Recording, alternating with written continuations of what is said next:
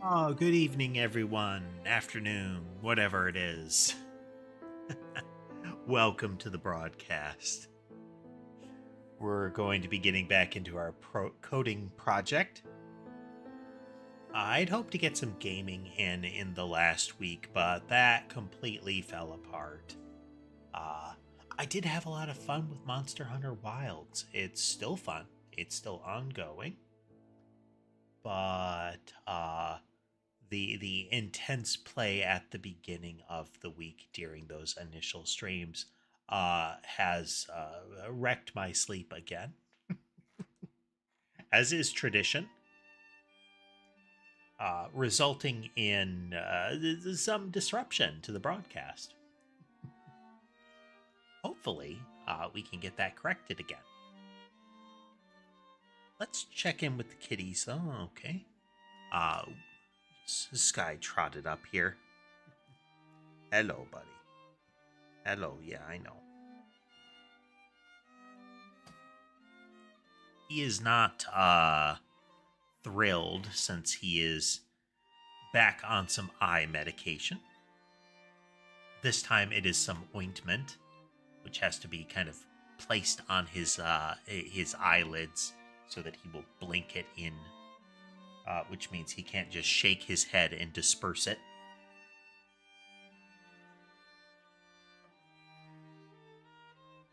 His eyes can get a bit puffy still, but it does seem to be doing some work. We are going to once again use up that tube of goo so that hopefully it will clear the bacterial infection for a bit yet. That says it's probably a viral that has also induced a bacterial infection. The bacterial is what's going to be causing the problem. Cats can pretty much have a lot of dormant viral conditions. It's one of the reasons that you very carefully introduce them to other cats and pets. Because if it becomes a dormant viral, they're generally fine with it. Like, Mason and Molly both have, like, one teary eye. And, you know, they don't get inflamed eyes or anything like that. It's a lot of times that kind of thing will manifest as, like, one eye that gets sort of the clear discharge that hardens into, like, a kind of brown-black down their nose. Not terribly uncommon, and that's pretty much not harmful at all to them. But if they get a secondary infection as a result of acquiring that first one, that's something that you have to treat. And that's what we're doing with Sky, and he's just thrilled. He tolerates it because he gets treats after. Same thing I've started to do with Sherbet, who still really doesn't like having his chin cleaned off. You know, with the cat acne. But he's really on board with getting a churu afterwards. He gets most of the churu because, aside from Sky, it becomes a feeding frenzy if I open the canister of those. They are just all over, and Mason is an especial nuisance during that. He will shoulder others out of the way, try to snag the treat tube from me. All kinds of stuff. So you kind of have to fake him out during the process. Did they knock on the floor? Oh, okay, it's a chair cushion. Molly has been a bit destructive today. She's been getting on shelves that I didn't think she could jump to. I think she's pulling the same move that Sherbet will, and that's that she kind of stands up, leans back, gets a paw braced, and starts, like, yanking things on the edge towards her. When you got cats, shelving is always a kind of a physics puzzle. Where can I put things, and what things do I put at which levels? Because you want the stuff that can safely be, like, yeeted off the edge on the lower shelves. And then the upper shelves are safe only if there are no other platforms within cat jump range. So you've got often 3 to 4 horizontal feet that you need to account for depending on your cats. Some cats are bad jumpers. Up until now, I would have put Molly in the bad jumper territory. That assessment may have to change. But yeah, let's put the camera on the bed there. And let's pop in. No signal. Oh, okay. 1 minute.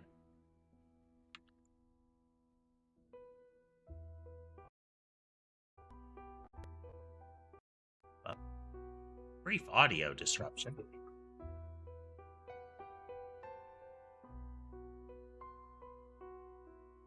What's that? Hey. A brief look at tree cam there. Did Molly ambush? No? Maybe? Unclear. I just heard one of those sudden slide scrambles that happen now and again, especially when a cat jumps up on a platform that they can't tell that, like, they can't see that another cat is already there.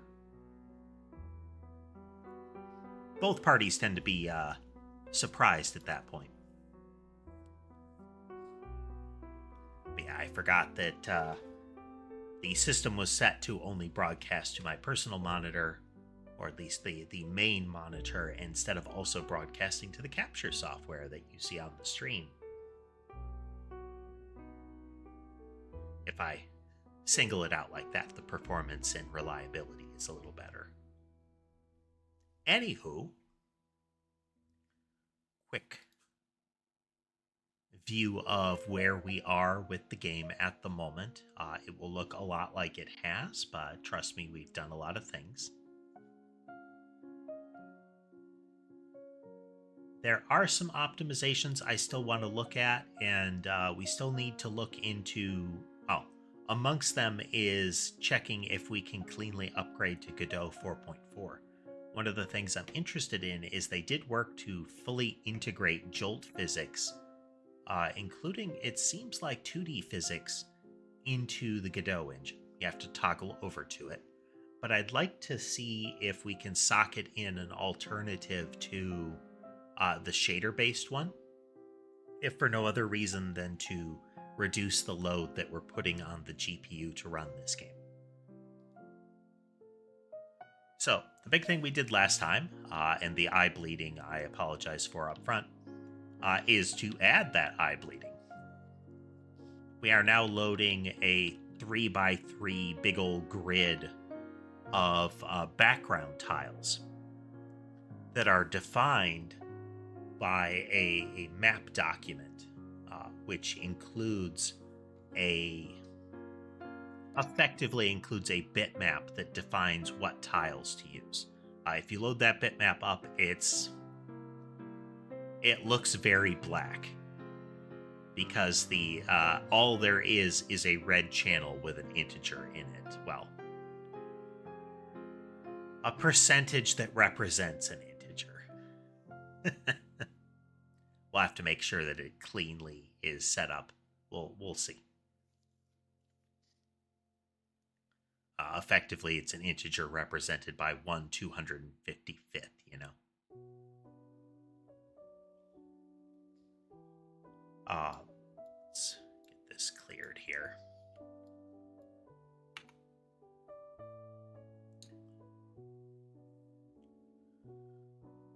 So, same as before, we can walk along. And let's get some behaviors in there. We are back to the grind there, Tess. We walk along, we can see that the red keeps extending. There is, I believe, a 3x3, 3 chunks by 3 chunks of red, and everything else is blue. The blue represents what I'm calling a repeated section. and the red represents the defined section. So the gimmick here is that the actual map is in the defined section, however big the defined section is. And then if you exceed the defined section, if the map allows you to go past the defined section, there is a separate equal sized chunk equal in size to the main one that will just be looped over and over and over. Player is kind of slow right now, but we'll see about changing that kind of thing in the future.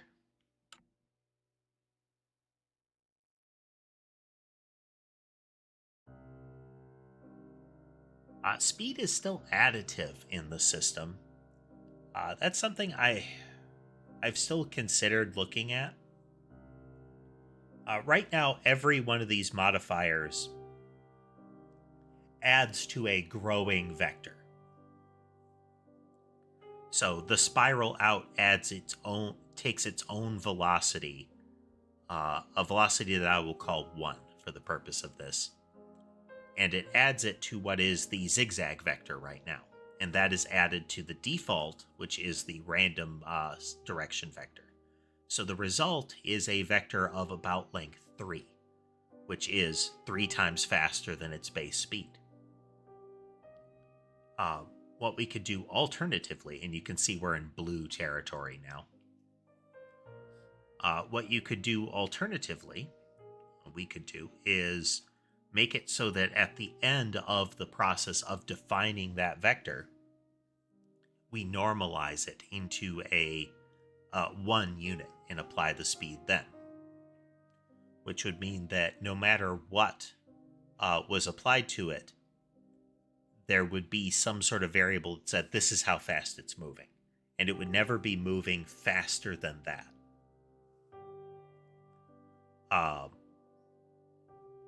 I kind of like having additive here because it allows us to do things like have speed ups in place, such that it speeds up at particular moments and slows down at particular moments in the process. But to really make that work, to make the alternative work, we would need to have a speed marker on it, and that removes our ability to make it so that any individual part can be faster or slower than the others. It also reduces the visibility of any individual movement type. It would cause them to be blended more. There is merit to that, but I kind of like having them be really visible. It makes the impact of each of your choices in that much more apparent. Like, we wouldn't get this tight spiral if it were blended. And I think this is one of the cooler looking ones.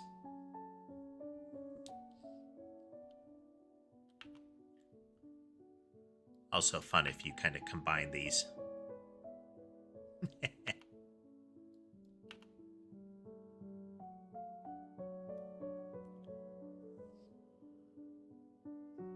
I have been asked why we hyper optimized for objects on screen and similar, and this is the kind of scenario why. It doesn't seem like it's a lot of projectiles, but this is a lot. If we were to do this by default in Godot's physics engine, we would pretty much be grinding to a halt at this point. It's about 1 to 2,000 where Godot's default physics starts having trouble, and that's 2D bodies with physics shapes and similar. Now, I do want to test that again, because if Godot 4 has optimized it, removing the shader-based solution is a great deal of complexity removed from the system. There'd still be a lot of moving parts in the background, but they'd be moving parts that don't require us to do our own calculations. and also allow us to do things like different shapes more easily. Right now, all collision is a circle. But yeah, that's where we are. There are a couple of optimizations that I'd like to do, some other things to look at, but one type of modifier that we haven't touched on that I want to do is effectively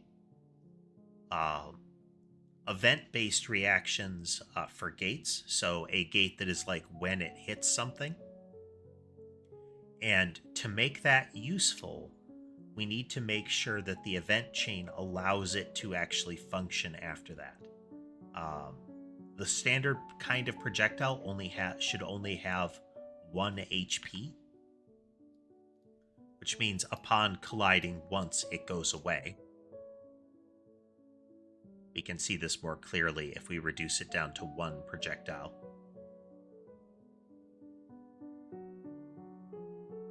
Where when a yarn ball hits a blob, they both go away. Both are set to have a single HP right now. If you had multiple HP on a bullet, that means it can pass through a target, and on subsequent frames, it can hit again. Your classic piercing mechanic.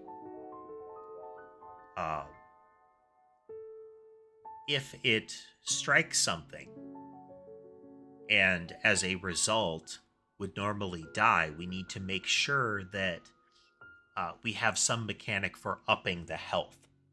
Like, hey, I collided with something, we're going to stick around. Because we collided, its health goes up. Or because we've lasted this long, it starts to pierce, that kind of thing. So one of the aspects that we need to add is a message to cover that sort of behavior. That is, this speeds up, this slows down, this can take another hit. Effectively a heal message, ultimately. What we're building towards is things like when you hit something, emit a different projectile. When you hit something, you're going to bounce.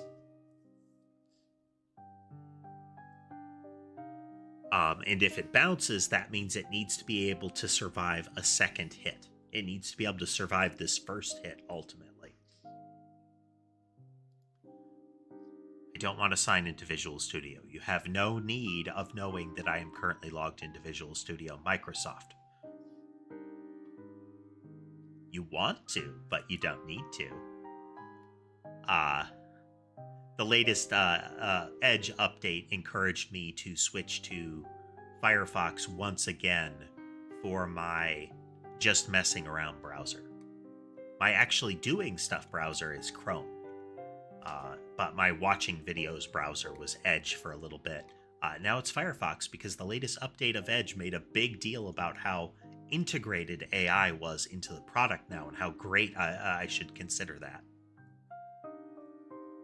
I don't consider it great. I consider it very much not great. I will accept the concept of using AI in search.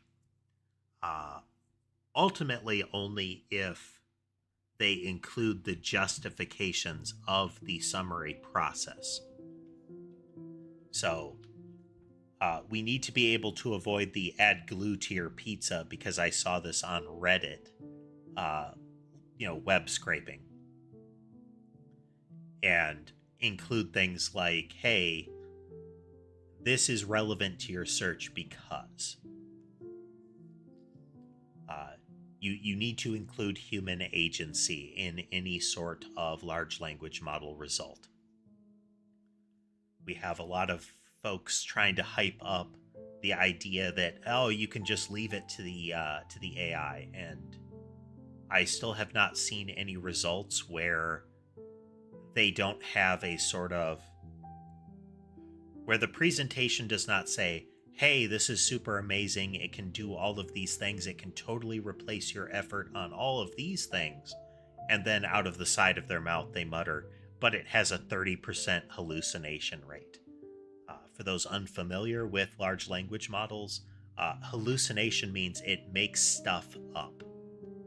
Put another way, it is wrong. It is straight up wrong.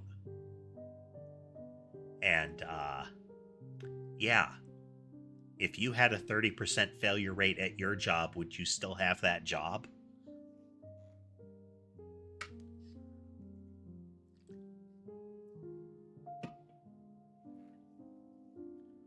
Just further emphasis that you need to include that human agency. I don't need 3 messages. I have one from the app that says, hey, you've got a message in the app. Neat. It sends me an email. Hey, you should look at the app because you've got a message in the app. Neat. Okay. I get a text message. Hey, you have a message in the app. You should check that.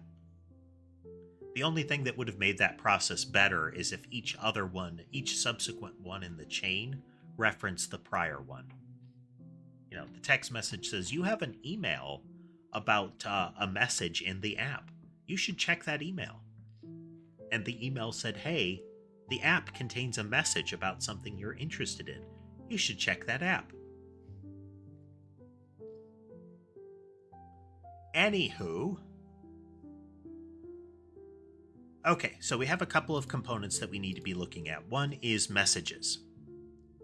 Right now, we have things like you collided. So this is going to be one that Bounce is going to pay attention to. Let's start with Bounce. That's, I think, pretty easy. This one needs to acknowledge only a collision message, but it's going to result in an oddity that we need to account for. I think we can do that. I think we have a clean way to accomplish this. So Bounce is going to be looking for collision messages only. It does not care about anything else. It doesn't care about time passed. It does not care about harm or anything like that. Most of the movement ones care about time passed.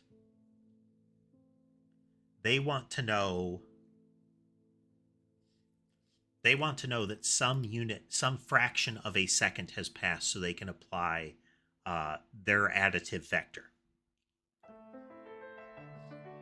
Hey there, let's see, this is, oh wow, that's tricky. It's like Victoire, kind of like Cactoire, but Vic. We're deving some games here. We can delay further by pressing this button again. Victor, okay.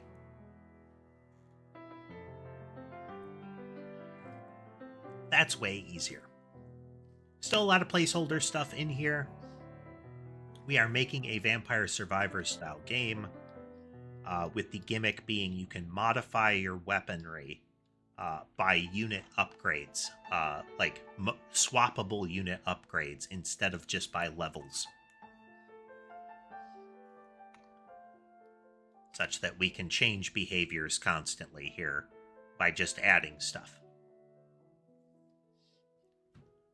Today, we're going to start with a bounce function here. It's kind of movement. It's not a multiplier. It's not a timer. We could consider it a collision. You know, it is a collision event. Let's make it a collision. Hey there, Laura. All right, let's make it. Oh, no, I don't want a new item. I want a new class.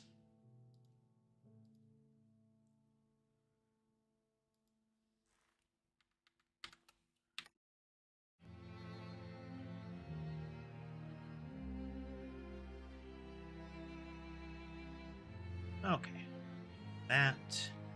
collision bounce extends. It is a behavior. It is a public partial class. We are doing this project in currently Godot 4.3 using C#. We have been through many iterations. We started in pure Godot. I think we were in 4.2 initially, using only the base functionality. We wanted to see how that played out, so we used GD script, all that stuff.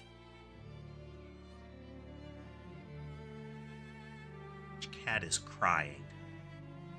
Well, I know it's Molly crying. She has a very particular cry. But where is she, and what kind of trouble is she causing?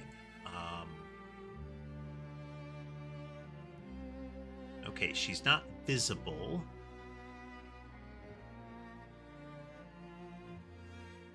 I don't know if that's more or less concerning. Okay, that's why.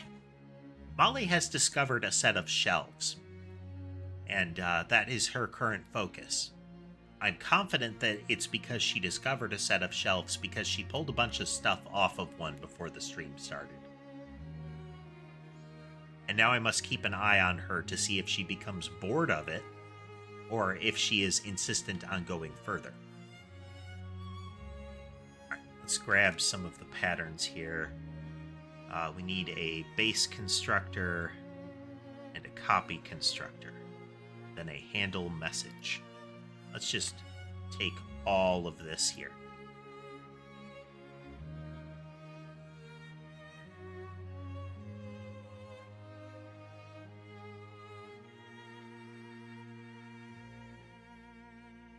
Okay, so this is going to be a collision bounce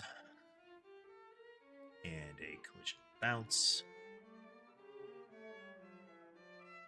and a collision bounce. Actually, it currently doesn't need any of this. I'm going to leave it here, though. If I end up adding variables to this, if I end up adding member variables to it, this is the pattern that you use.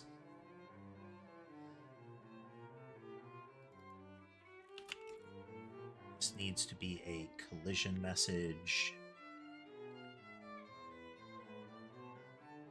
Okay, one thing that we could do...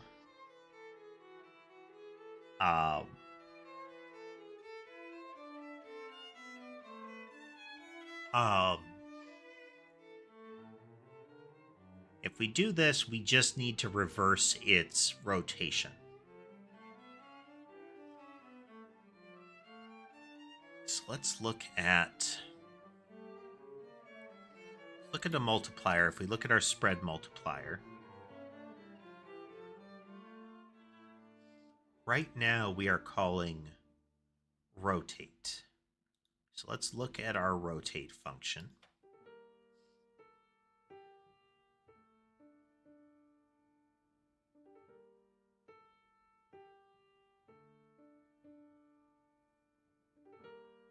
Hello, Daniel, and welcome. Let's see.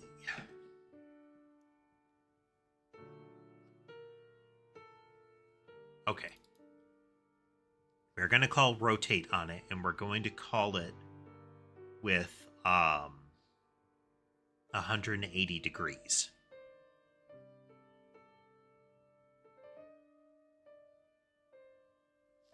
Here, give you a look. There were build errors. Oh, yeah, there were build errors. But we don't need to worry about them just now.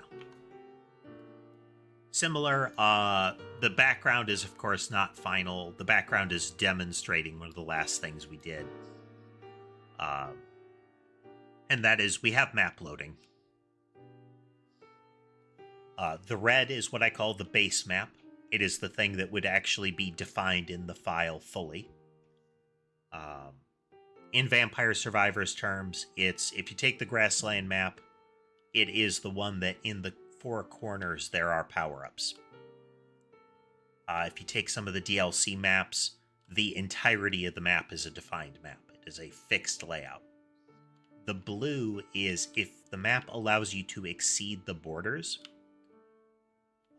then the blue is an infinitely repeating tile.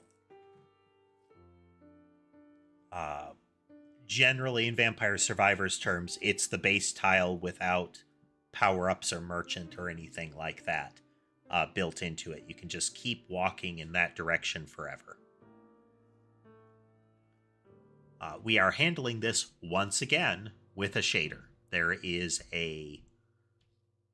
essentially a visible box that snaps to known kind of fixed positions, and that box then renders the portion of the map out by mapping pixel space to map tiles. And very efficient. We are sitting at, with a few hundred things on screen, we're getting several hundred frames per second. We do not need that many frames per second. Like right now we're running at about upwards of 2,000 frames per second. We don't need that, but if we have that, that means we have room to drop it. So if we ramp the projectiles up further, we're still hitting a couple hundred frames per second. And that's largely because this is all GPU. This is all happening on the graphics card, which I think is neat.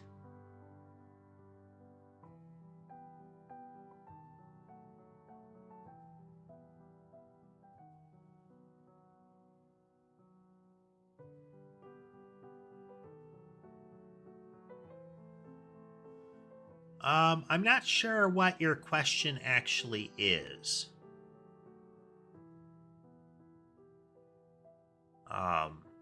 Either you have misstructured the second choice in the question, or you're missing the second choice.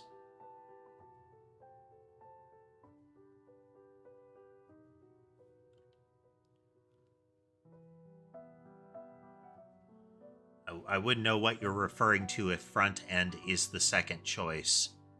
I mean, I am generally a desktop person as far as use of a computer. I find laptops usually kind of limiting one way or another, but there are ways to convert a laptop into effectively a desktop. I just feel like if I'm investing X dollars, I can get more computer with a desktop than a laptop. But there are other variables to consider in the choice of laptop. But that's where we are. We are working on a power-up that will make a projectile bounce. And we are going to have to add more projectile icons because I'm going to lose track of them.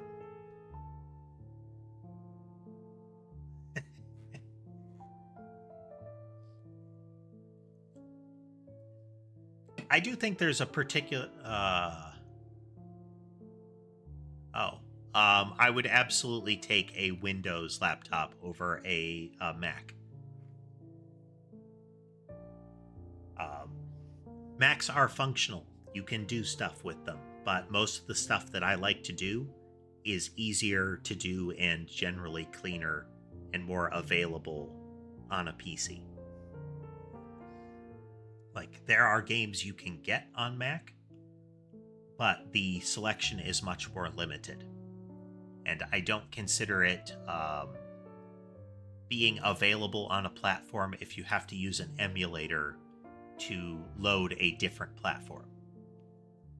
So, like, your game doesn't count as running on Linux if you use a Windows emulator to run it.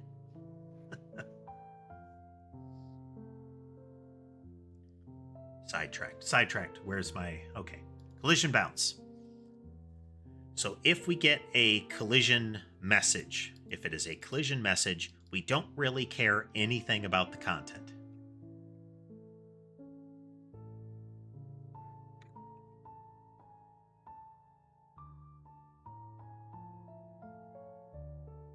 So we're going to take this and we're going to rotate it to, oh, it's like math f dot degrees to radian. Okay, math little f. Come on now. Little f dot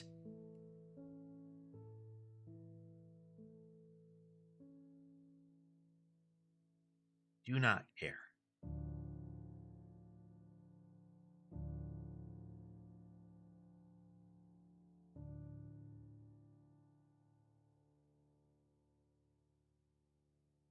Sorry, I do not care about the text message I just got.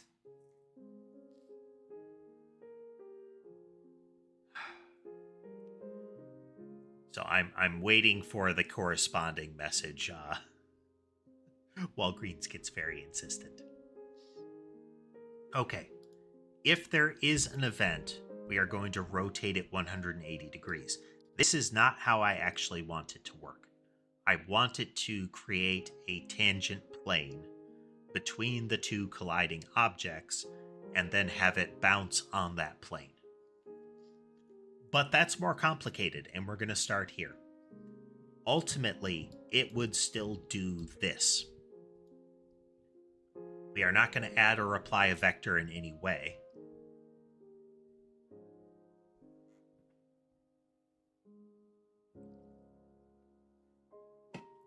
A lot of artists and whatnot like MacBooks. There is a cultural or traditional momentum that MacBooks are kind of the creative option, because a lot of art tools and similar kind of had their base starting points on Mac. That is no longer ultimately true. Like, you don't need them, but that's where a lot of it lives.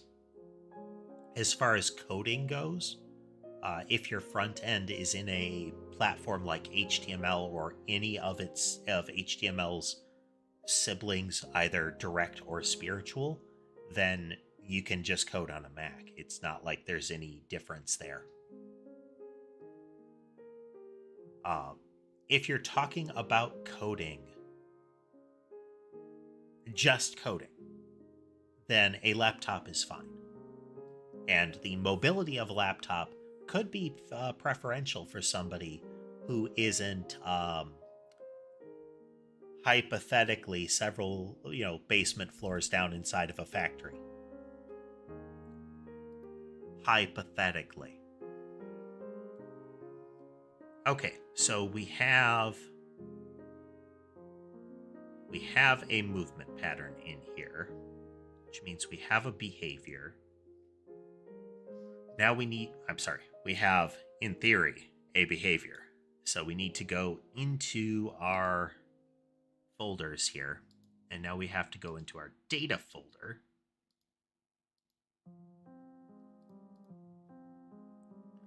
And we have behaviors. We need to create an actual one now.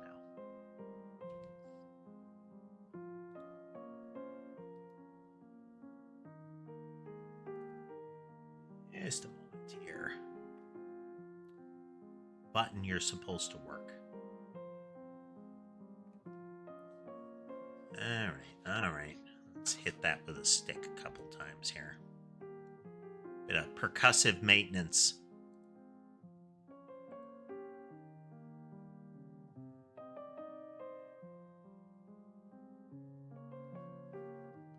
There we go. No. Walgreens, I do not care. I am busy right now.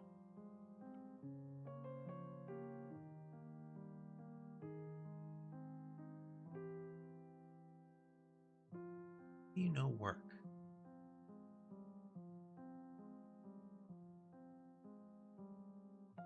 Finally.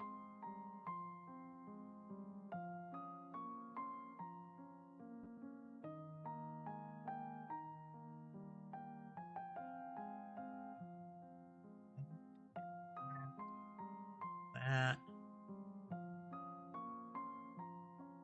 Vision. Bounce.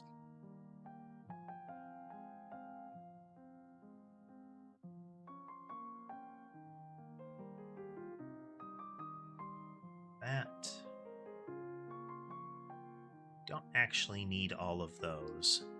What we need is this part. And the class name is bounce. So take that. Oh my god. On the first break, I'm going to have to call and get them to stop.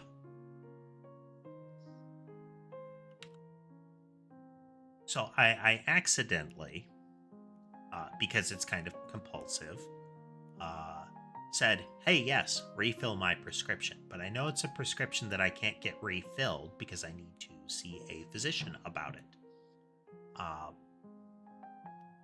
And I have an upcoming appointment for that purpose. But I accidentally did the, hey, refill it, Walgreens, because I just do that. Like, I want my prescriptions refilled.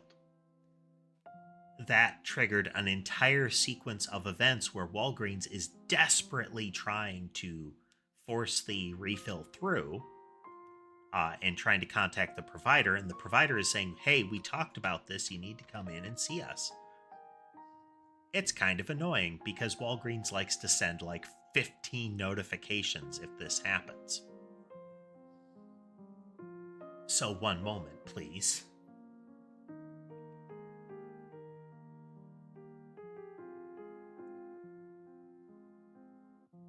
Don't need any more interruptions.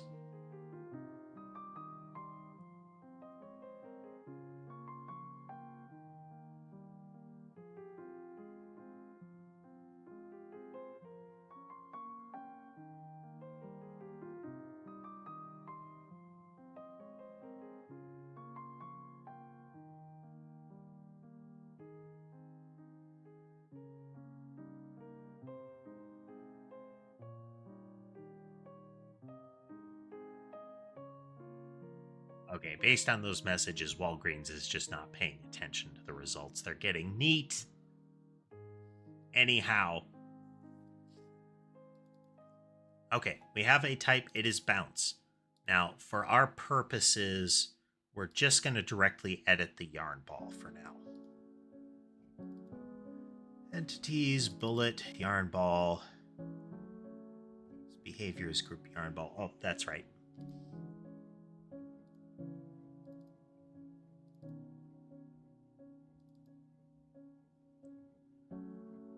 So right here we have movement random. We are going to add. So we can see a couple of collision events here. We need to put that before.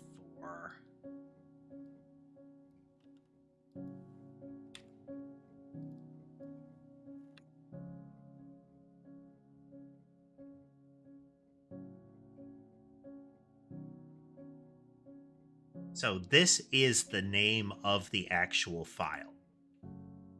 All behavior names are based on their file name. The reason that within collision bounce we use this is inside the code, there is a bit of logic that goes through and parses all of the classes that are children of behavior. I think it actually parses all the classes that are children of iCatalogable, but anyway. And turns their class name into a type name that JSON subsequently uses to define which class to load. It makes it so JSON is viable for our purposes. But it's a little thing, a little bit of song and dance we got to do.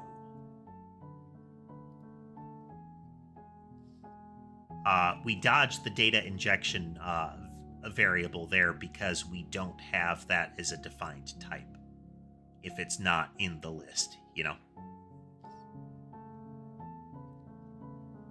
Okay, but if a yarn ball collides, it will now reverse direction.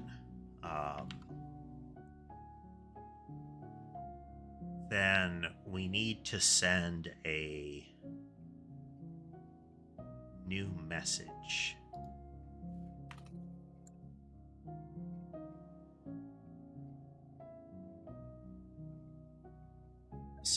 Message. It's not that message.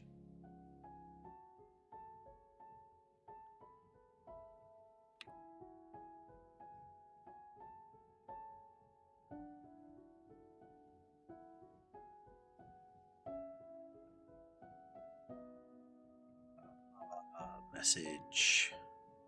Our message.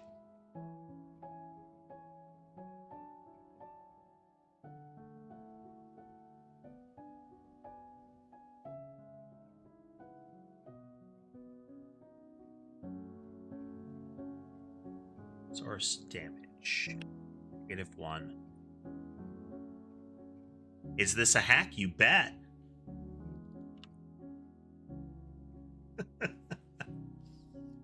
Okay, every time a yarn ball hits something, it should reverse direction.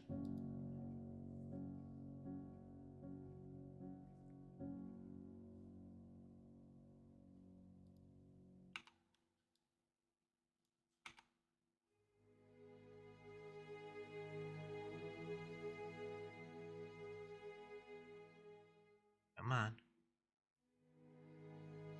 Okay, the heal is not working.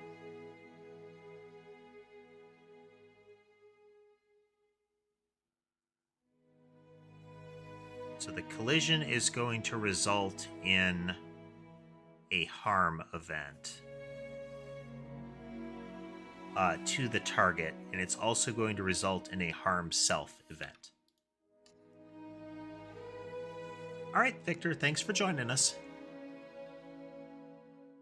So we need a behavior for... Where does that live?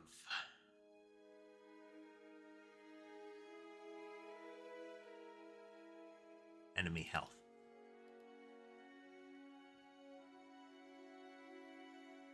Okay, it just removes the entity as soon as the message is handled.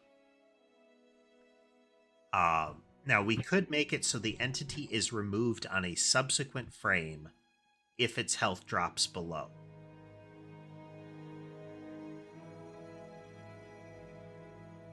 And we might have to do that because otherwise we run into sequencing problems.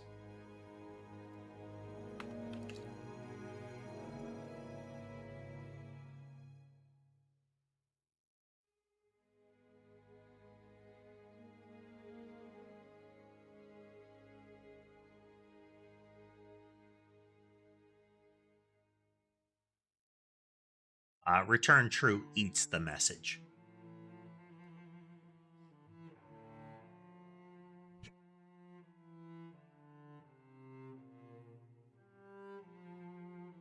Okay, this is on the subsequent processing frame. That is, when time passes, this will go through. The problem with this is that another damage self can happen. I'm sorry, another collision can happen.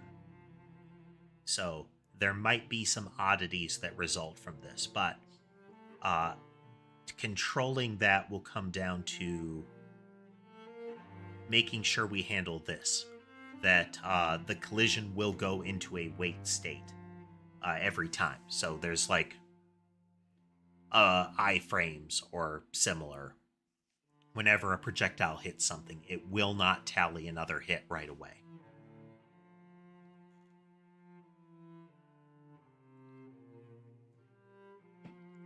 Explosions will need to have a different mechanism for applying harm.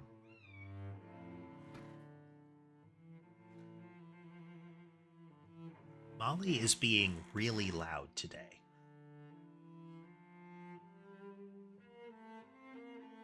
Closing in on a break, so I may check on her during that. Okay, let's double check here. Again, we have now moved the death of something based on its health dropping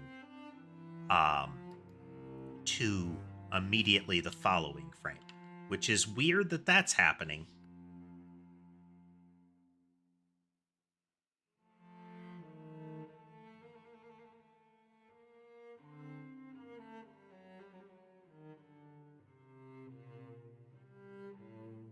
Why would it be going away instantaneously like that?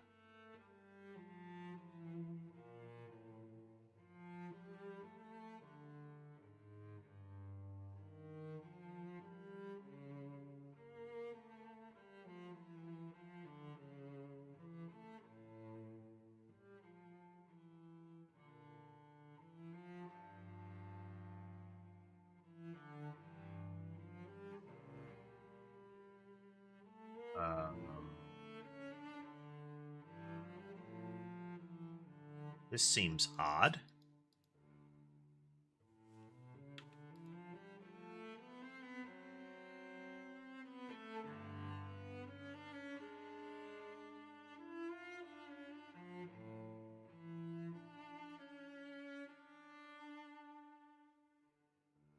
Okay, collision enemy health has a current health of 0.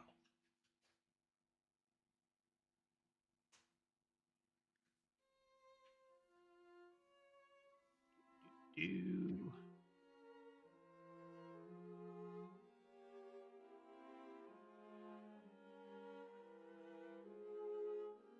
Boop.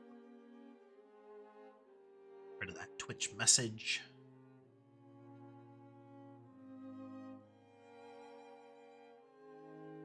Okay, it's getting a 0. This implies to me is that we need to check. We need to make sure that this is handled properly.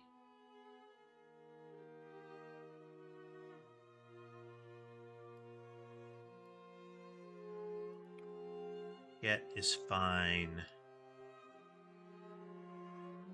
Ugh.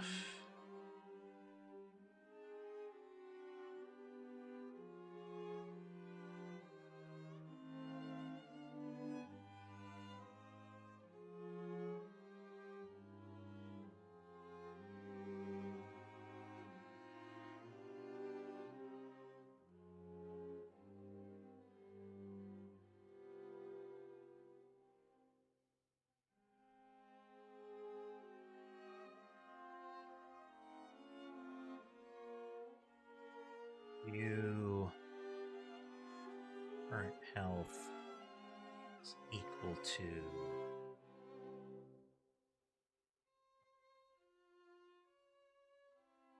okay. What this does is if I set the maximum, it will set current to it. So we're setting the maximum here, and then we're applying the current when we copy it. This is still going to cause the problem. This will cause the problem if it's not doing what I want it to do. So we're going to load up again. There we go. During the dictionary load, we need to make sure that the initial entity has its health properly set. Okay, they are colliding, but they're not going away. Some of them are bouncing properly.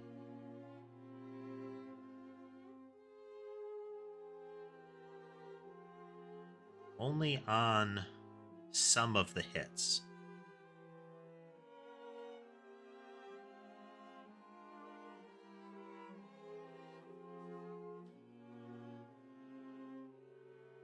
Like, we can see some of the collisions are bouncing them back.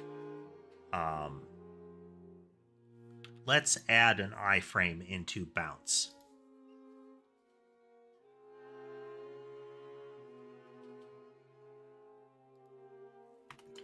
So, this on ignore did boolean waiting.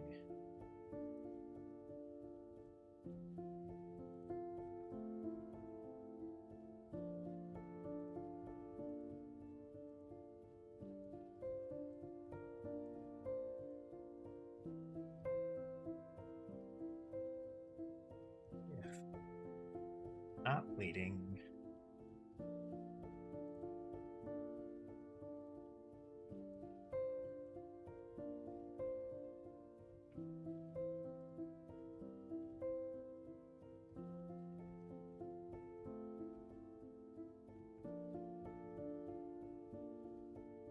Scuff.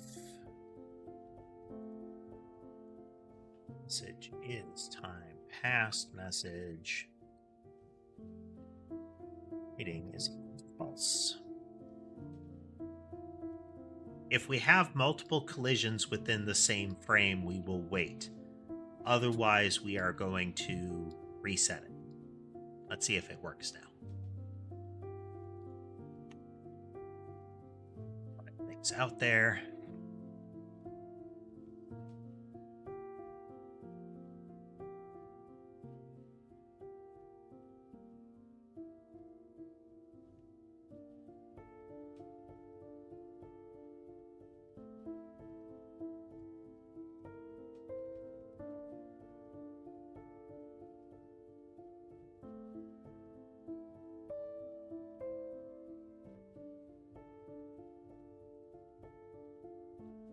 Looks like it's working.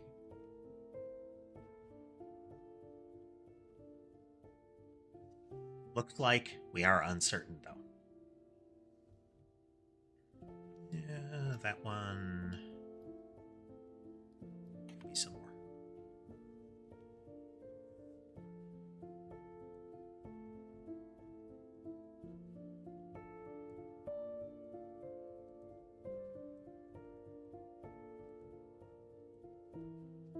Let's get that spin out of there.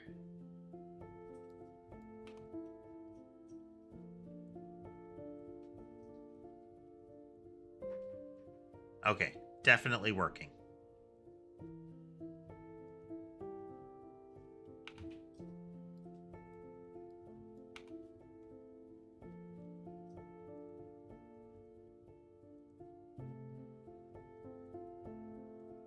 We will definitely get strange results as soon as a bounce happens.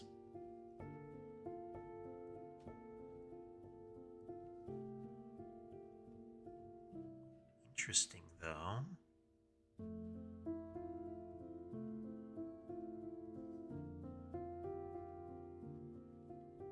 Not seeing the bounce happen fully here. Let's reduce it down to 3 so that we don't have as much interference.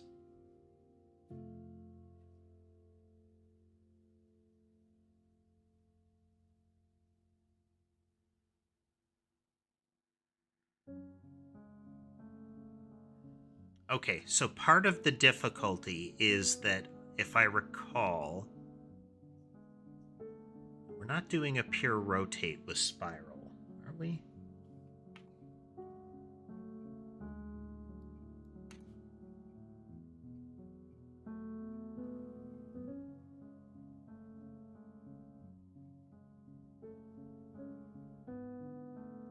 Okay, there are odd behaviors that happen when you bounce a spiral.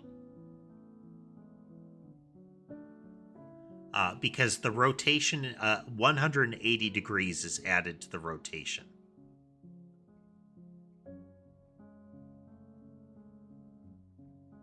So every time a bounce happens, it actually tightens the spiral. Now, part of this is going to be us doing an actual bounce and not this fiddly bounce. But, okay, we're going to take that break. I'm going to check on Molly, and then I will be right back.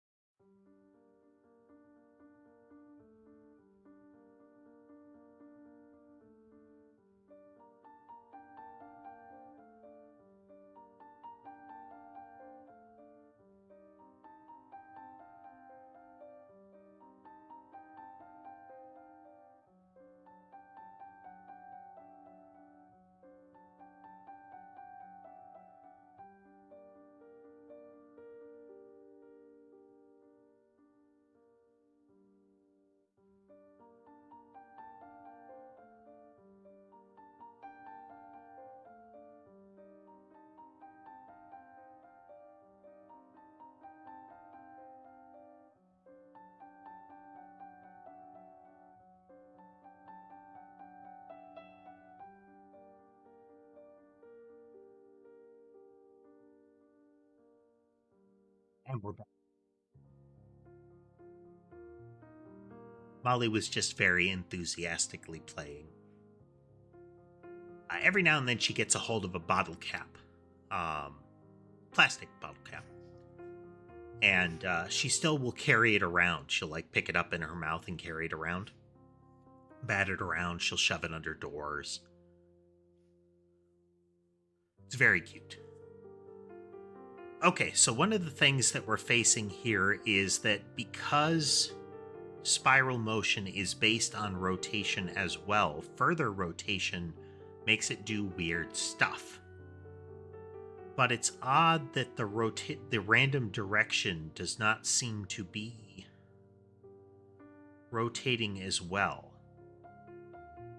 Like, when the bounce happens, we should be seeing the yarn ball change direction even if it is spiraling, but they're continuing through.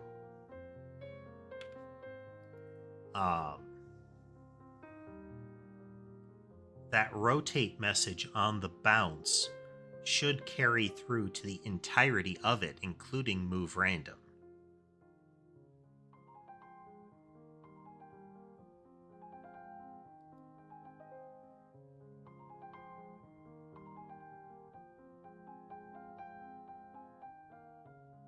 So targeter direction here should be getting changed based on rotation. And we look at targeters. Hello, Sky.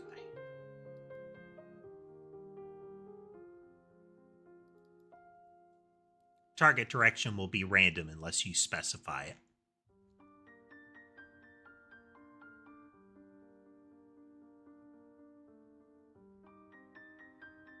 This is not respecting rotated. Let's double check in entity rotate.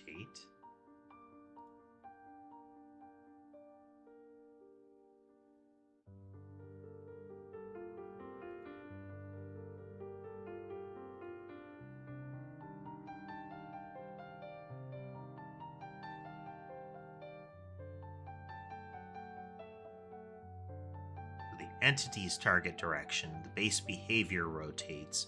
In behavior rotate, by default it does nothing. Let's go to... I do appreciate that Molly and Sherbet play around a lot. It's good for them. I mean, what it does result in is, you know, cats zooming around at full tilt and getting into play fights. But again, it's good for them. Okay, if there is a targeter rotated, the direction targeter is not respecting that. So we need target direction.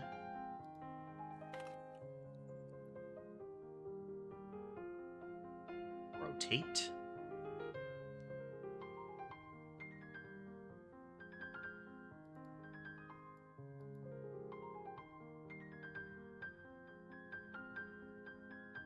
This is direction is equal to direction.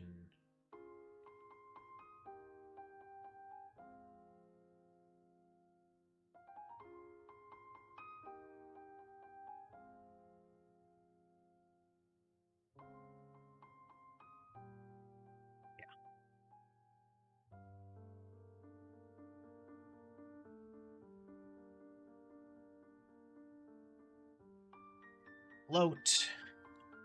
One annoyance with dealing with the C# bridge for Godot is that the C# bridge side uses a lot of doubles instead of floats, but if you're talking directly to Godot, it wants floats. Kind of obnoxious. Not really a problem, but it's an annoyance.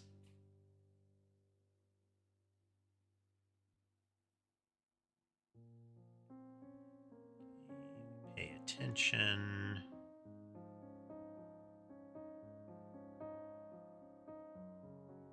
seem to be getting some pass-throughs, but let's clear the field a little bit.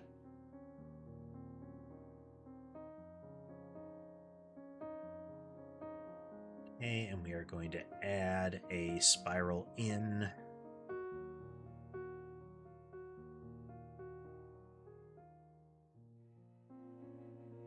Reduce the number of them.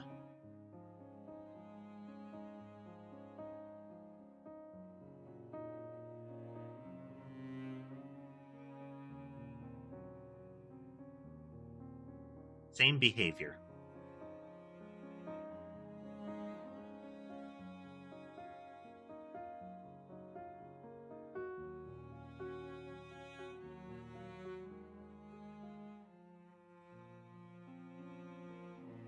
The only reason that the spiral ends are actually moving should be that the rotate, that the random direction, like that they're flowing the way they do, is that the random direction should be getting put, should still be applying a vector. So if we get a rotate, which should come through the entity during the bounce, we should eventually get to target direction. So let's go into a bounce. Also, for those unfamiliar, this is programming. A big part of programming is something doesn't work, and it should totally work, but it doesn't. And so then you piece through the code and think through the code and try to find out why it doesn't work and try to fix it. It is entirely not a matter of memorizing the terminology. The IDE and Google will help you with terminology and with syntax. It is learning the logical flow and then using that to find where things have broken. And it will break all the time.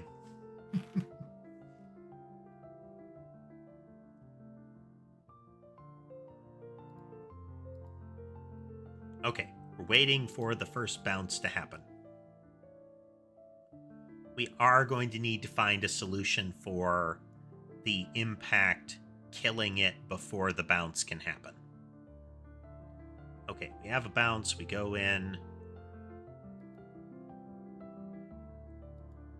Don't need math.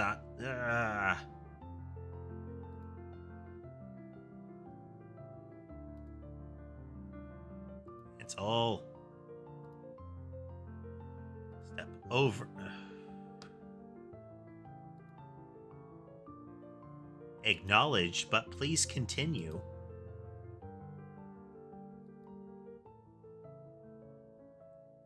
Okay, we get into our target direction here, which we're rotating in case that ends up mattering. So now we're going to go into our target direction, and we are going to put a marker here. So we're moving kind of up left with this one,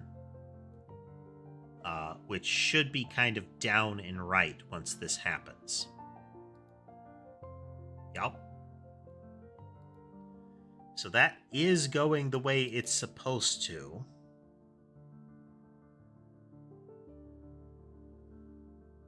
And when we're saying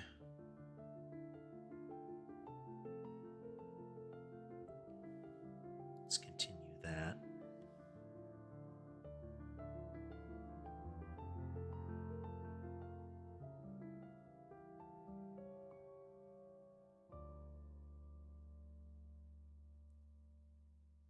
So the projectiles are managing to pierce a target when they're not supposed to.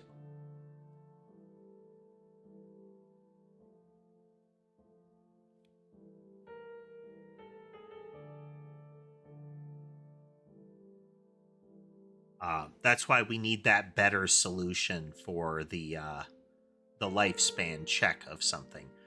What we may need to do is have like an end frame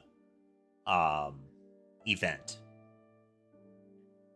So there is essentially a universal physics step that happens. Right now, when we're talking to the entities, we have time passed that we send. And as a result of that, there can be a lot of messages.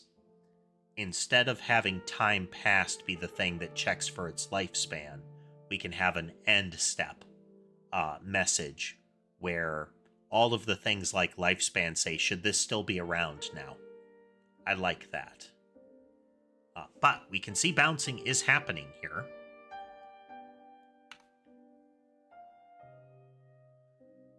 But they're still piercing straight through. And it's not hitting the subsequent events. Which implies that the rotate isn't getting to some things.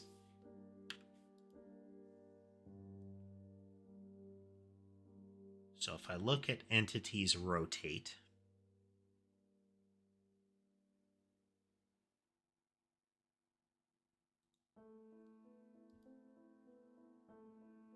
we're going to go into the behavior, and a base behavior is a behavior group.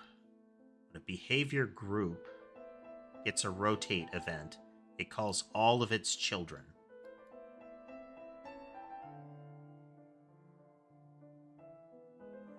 Movement behavior.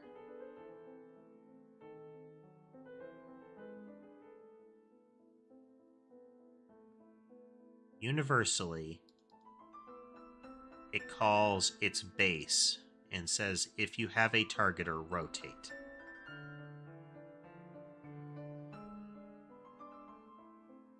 A behavior itself has a rotate call, but by default, it does nothing.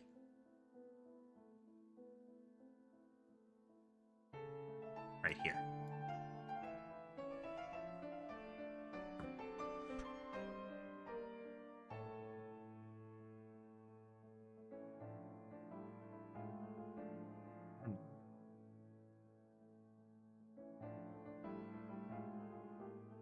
Okay.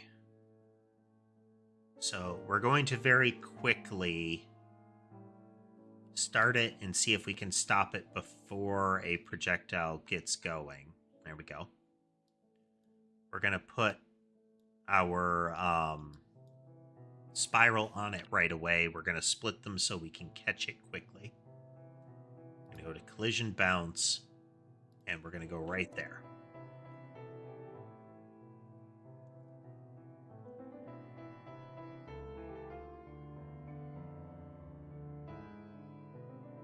Okay, so we're going to step into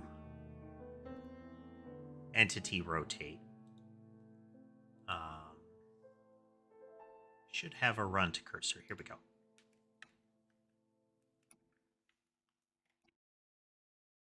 Doing, Molly? Hey. Hey. I'm chewing on cardboard. Just what I needed, a second one that likes to do that just casually. Ember will do it when frustrated. Sky will do it when frustrated. But Sky will occasionally just chew cardboard. Molly seems to do that too. Ember generally just chews, though. Sky and Molly rip bits off.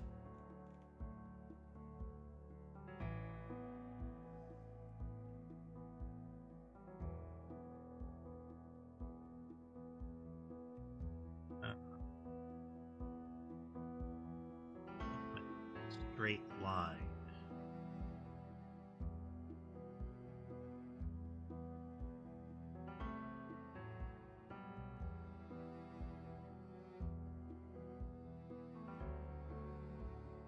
Move straight line takes the proposed movement and keeps going.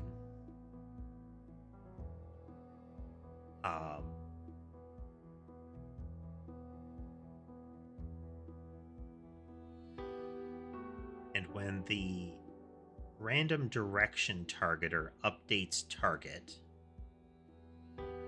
it will set the entity's direction to its own. there's our problem. Okay. We will explain momentarily.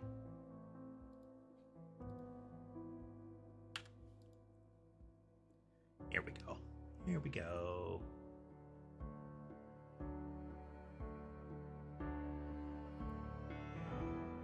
Okay. Doing this does not update the entity's direction. It's only when we get back around to here. Oh, but that should be okay. Is we always force the direction to our direction during update target, and that happens based on the movement one. So we update targets. And since we have target direction in the move random direction, so by itself, that's working.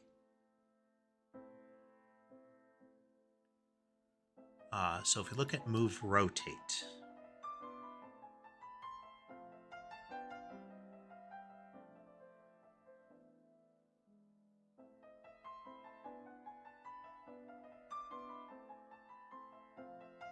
and rotate's just going to pass that up along to its base movement behavior.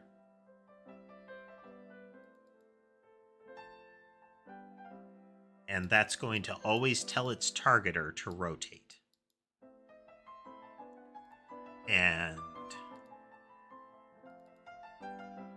movement rotates targeter is an empty targeter. It does nothing.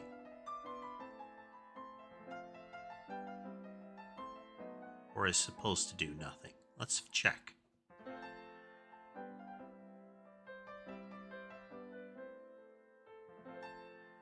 Leave empty targeter.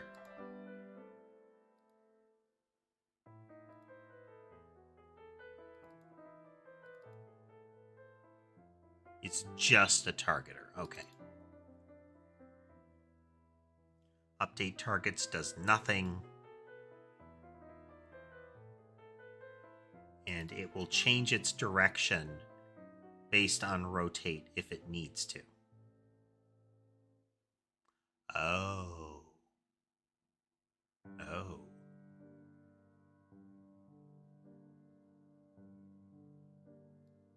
But why? It's rotating it again. Okay, when I use target or direction, okay, no, it does what it's supposed to. This target direction does not need this. Because that's what a targeter does by default.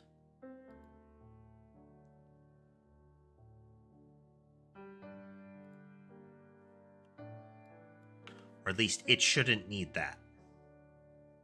Targeters rotate the direction automatically. Yep.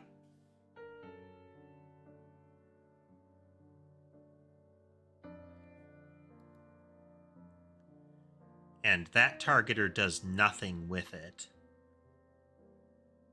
A behavior updates its direction too.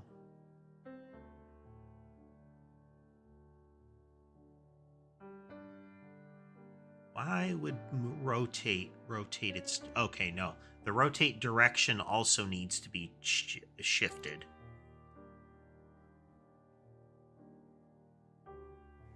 What's the matter, Mason?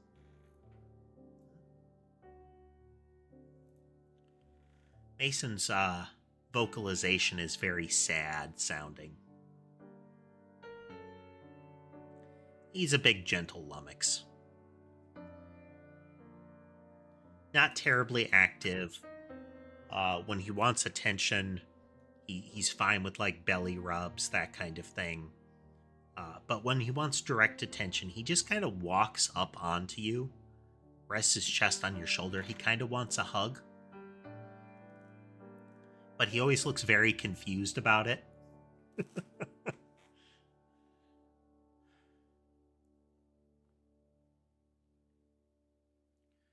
Rotate is called on move rotate. It passes it along to the base one. but it also applies the rotated to itself. And rotate...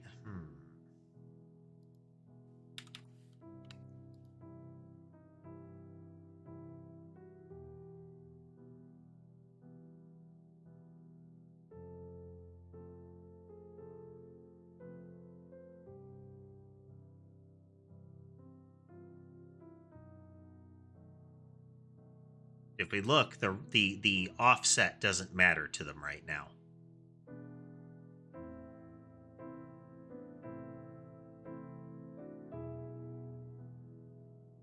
They're still just punching straight through.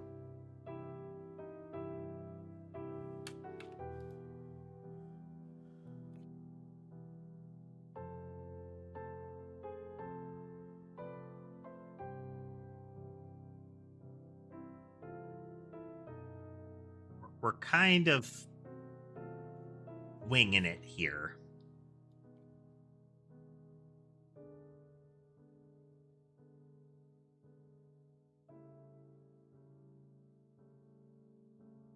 If we mess with rotated, it tightens the rotation. This is not what we actually want to do.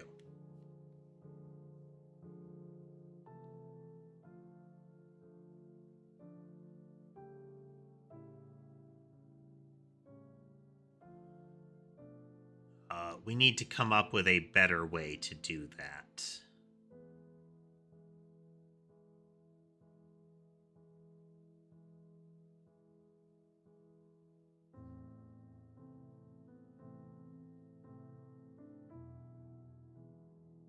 Because that's not what this actually means.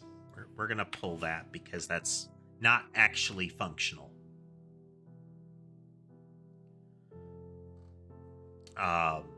It's kind of how far along the loop it goes. So if we adjust that every time rotated happens, it actually tightens it. And it's not supposed to. Means we were actually getting different results than we should. So if we watch rotation now, the loop is still relatively tight. But if we spread it out, it doesn't tighten up at all. And I think that's one of the things that was happening.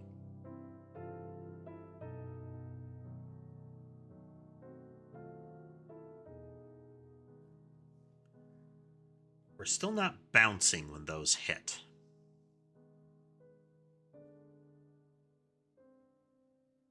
Why is that?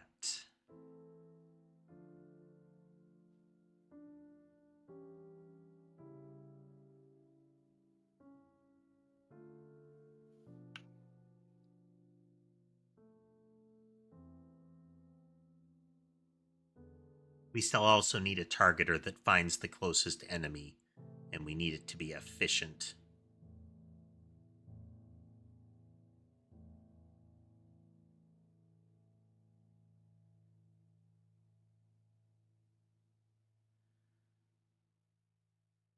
Because all movement rotate is actually doing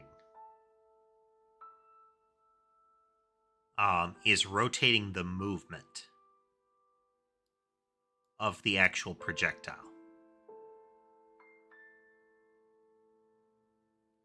So, I'm sorry, it's getting a movement direction. Oh, wait.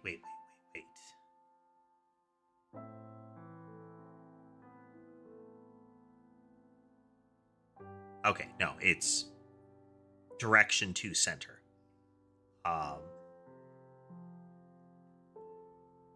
And center is a moving target.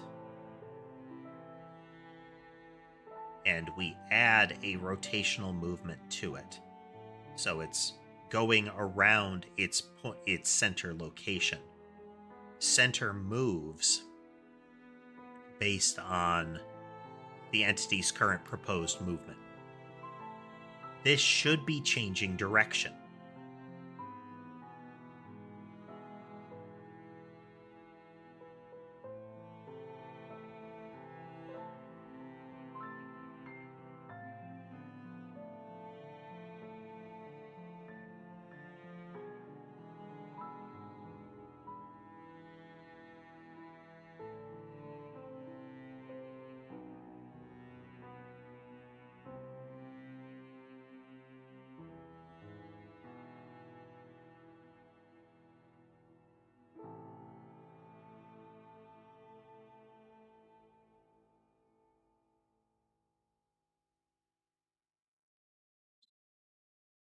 puzzling through this. So if we have an entity, we are always going to set our center to wherever that entity is. Otherwise, one time we are going to set it to wherever entity is. But that's...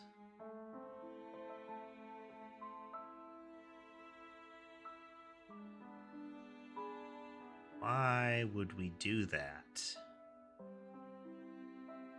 Oh, I'm sorry. This is the projectile entity. So center defaults to wherever the entity is when it initially happens. Then going forward, we get the proposed movement of that thing. So spiral is happening after random motion. Its center is carried along the direction of that random motion. But our rotation is getting adjusted each time.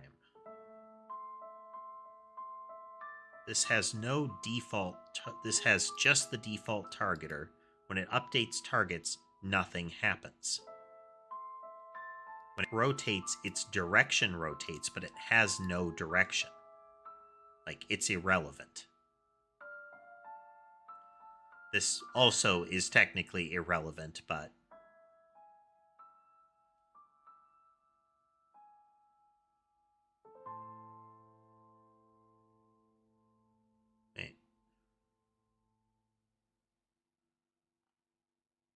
okay, I'm defining it after the constructor. It was throwing me off. Shouldn't do that. Anyway.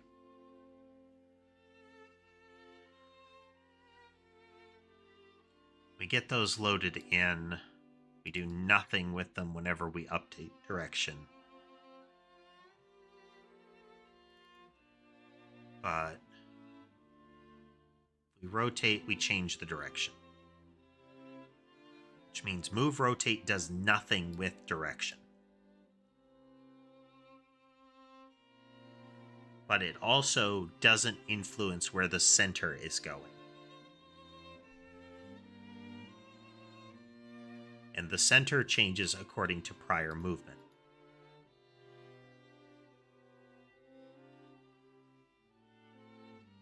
In move straight line, we'll always move 96 pixels per second in whatever the targeter's direction is indicating.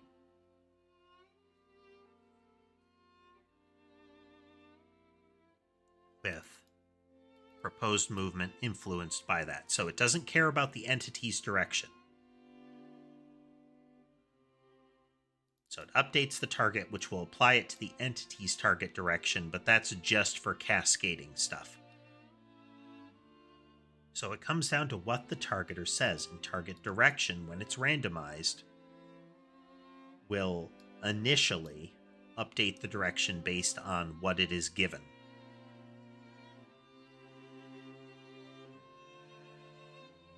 This is done the first time because we don't want to save off what the random direction is, if it's going to use a random direction. Otherwise, it copies target in direction just like any of the other ones. So we get a random direction. Henceforth, we are messing with it that way. So we set our direction equal to that random direction. Whenever we update the entity, we update its target direction. Whenever we rotate, we change direction according to that rotation. We know that that is all happening. But it is not carrying forward with rotation. As soon as rotation enters the mix, we have a problem.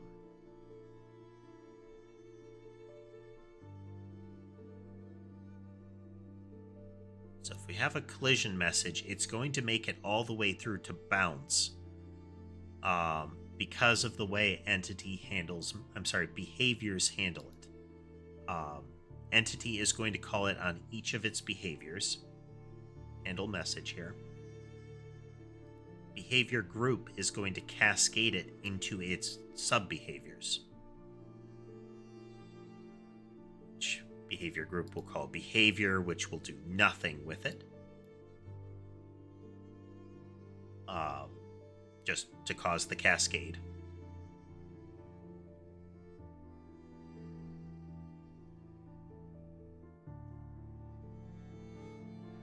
That should get all the way down to move straight line. And we can see move straight line is going to call base movement behavior rotate. And move straight line shouldn't have anything special about it. All it has is a targeter. And it's telling that targeter to rotate if it's not null. Taking in radians each time, or dealing with radians entirely.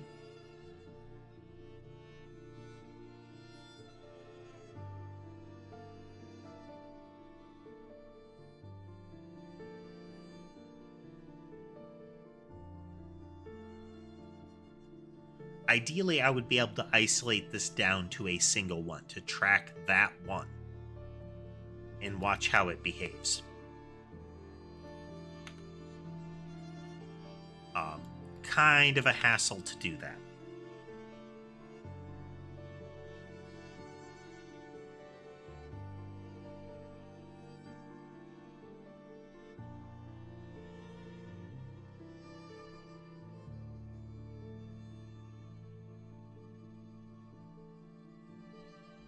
The rotate is always supposed to be adjusting its movement. So the rotate should not actually be influencing the direction, but we can see that it is.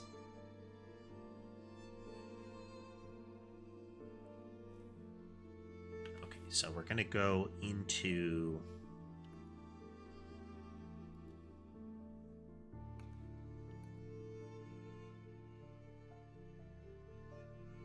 our collision bounce once again.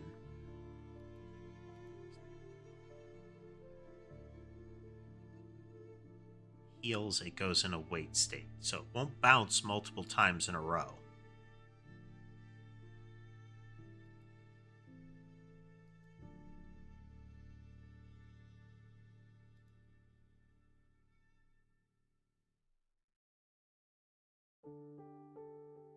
So we are now an entity, so it rotates its own target direction when this happens. This, I don't know that we should actually be doing.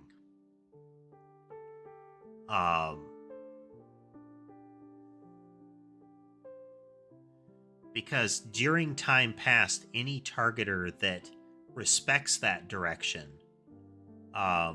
should just read from that direction. Any targeter that is going to set it will set it during update target. By changing it here, it's just going to get overridden by subsequent ones. Anyhow, though, step into base behaviors rotate, which is a behavior group that we'll call rotate on itself. Then we're going to step into another. We have a base behavior rotate.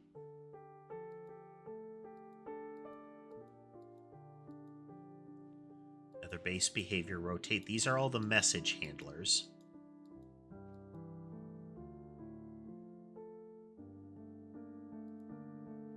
If we look at this, this is a collision harm.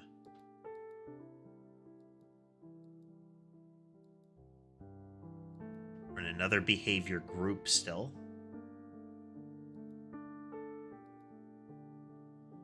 So there's our collision harm self.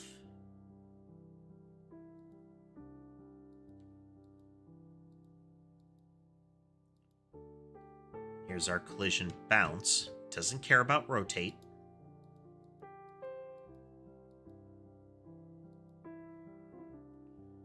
Okay, here's our move straight line, which now is going to go into its targeter. And that targeter is going to use the default function. We are in a target direction. Direction is currently down and right. It's going to rotate that. And our direction is now up and left.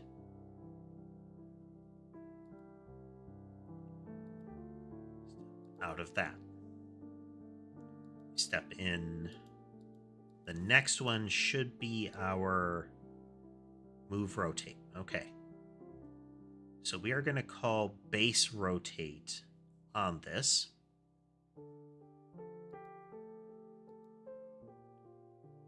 Which is going to call targeter rotate.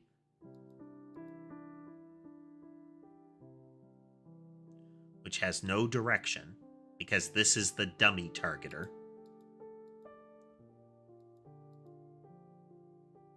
Move rotate should not have this if it's just calling base. There's nothing about this that should be getting messed with. All this one cares about is where center is. And center's position is influenced by proposed movement. Proposed movement is being adjusted first by move straight line, which should be carrying it backwards. We just saw that move straight line has its direction reversed during the course of this. And multi-collision should not be possible because we have kind of sort of a lock on it. A lock that does not lift until we get a time passed message again. We can change this to be once a frame, once we get that end step message wired up.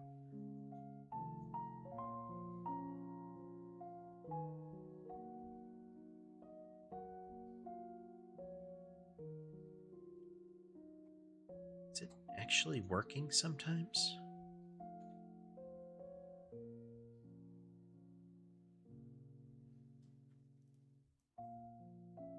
So again, within its lifespan, it can bounce any number of times.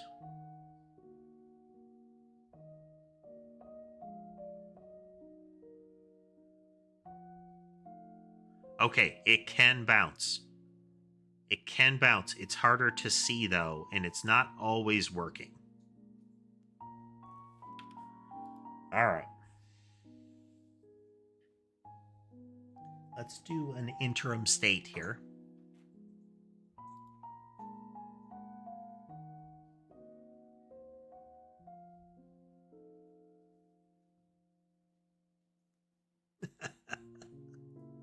Not yet, Lunar. No fashion show minigame yet.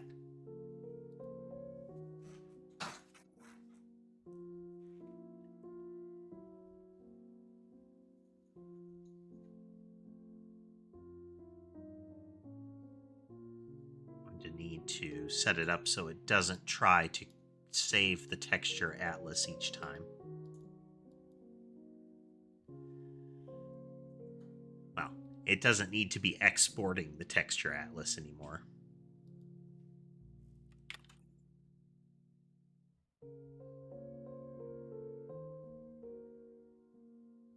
Okay, we need an end step message.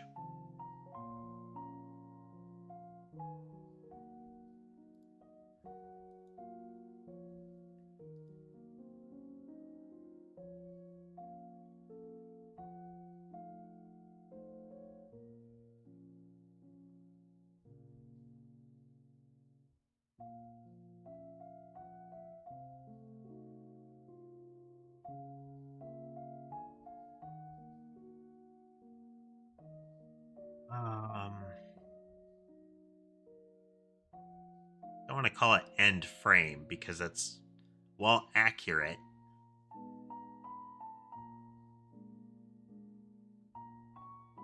we'll just call it the end step message.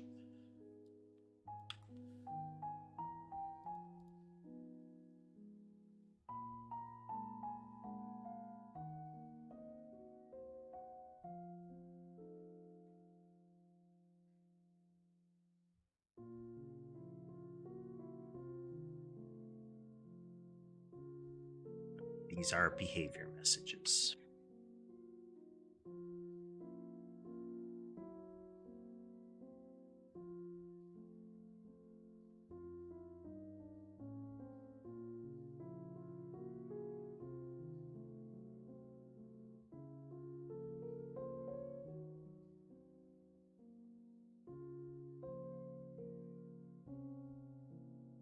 Okay, let's see here.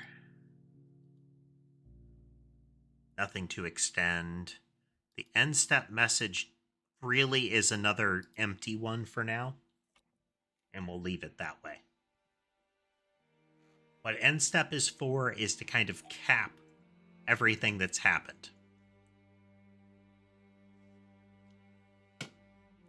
So we can go into collision bounce here, and instead of time passed, we're going to look for the end step.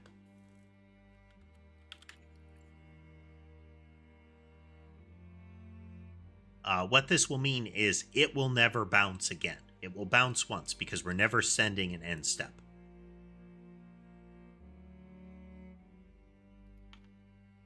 We do this in order to see if, with only bouncing a single time, we can actually see a bounce happen.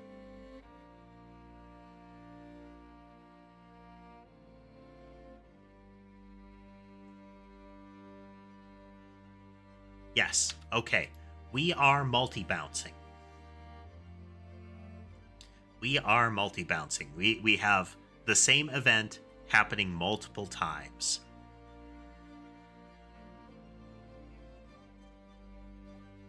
So we are going to be able to change a whole bunch of stuff during this. All right. Where's our entity manager?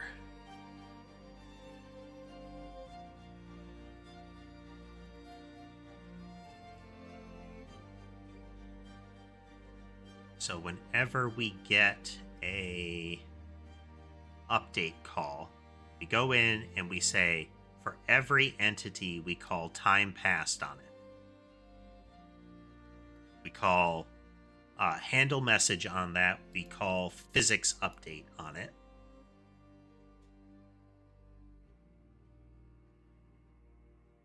Now, every one of these could result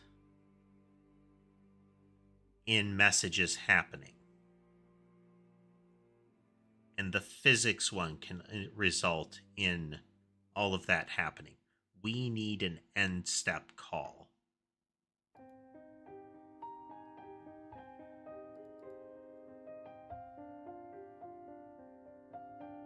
So this is update.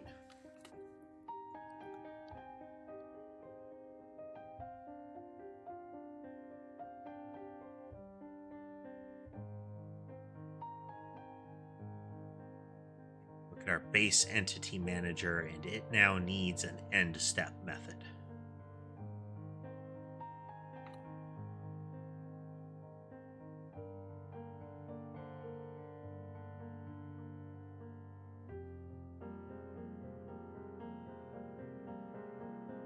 Entity is pair value. We don't need a time passed message. Leave that actually a moment.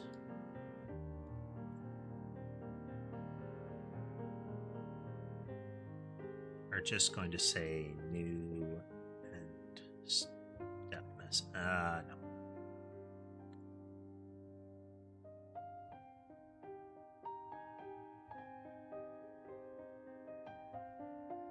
End step message, and we are just going to pass that same message into all of them because they don't really care that end step messages don't have anything in them that will care that we're going to stack it up over and over.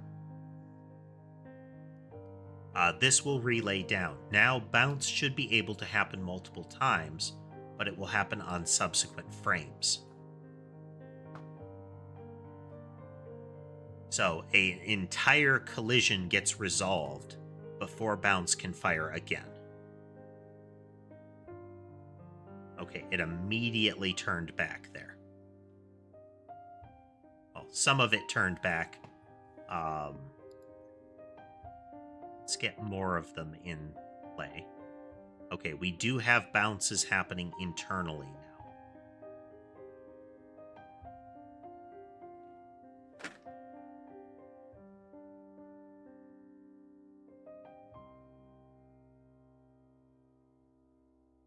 Like they're bouncing without colliding, I should say.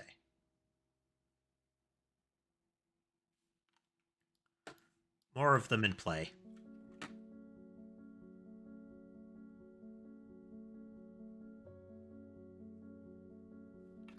Still more.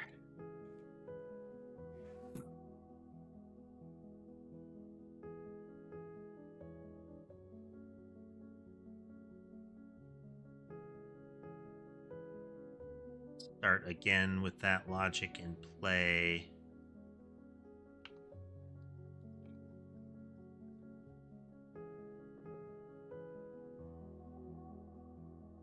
Yeah, is that really a false bounce?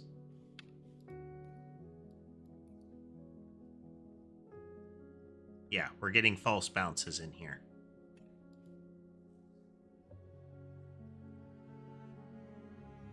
Which means we're getting collisions on objects that shouldn't actually collide.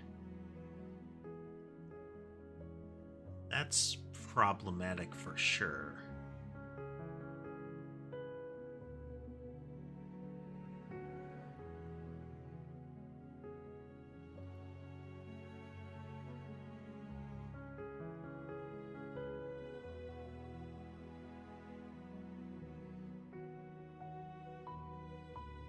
Right?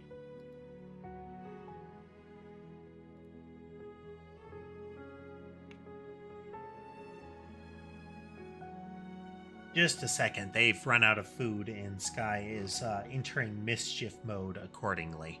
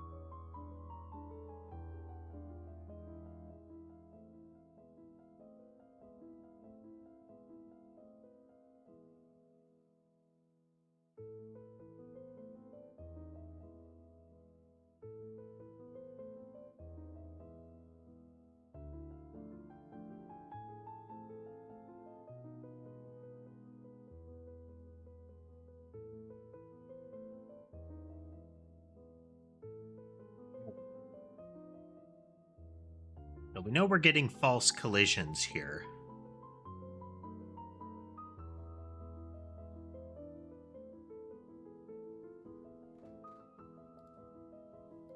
But we need to catch it when it happens.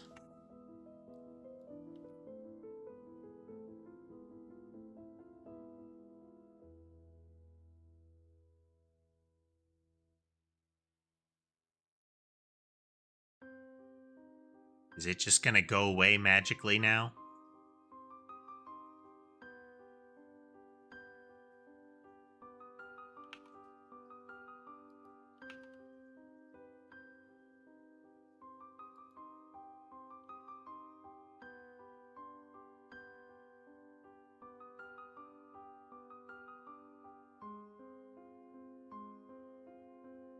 Well, now it's not even it's not even triggering it.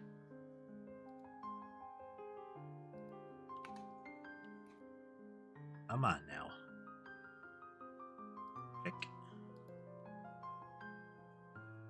Hello, Ember. Hello. Come on. Ember has come for her hugs.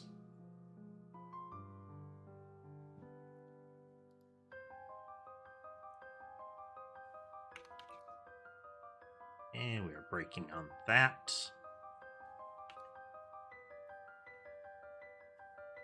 So you're just gonna not happen anymore, are you, Glitch? Oh. It's been long enough that that makes sense. Ah.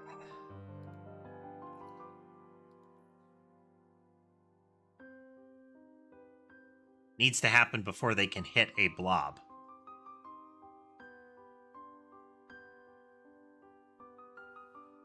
Issue doesn't seem to be happening anymore.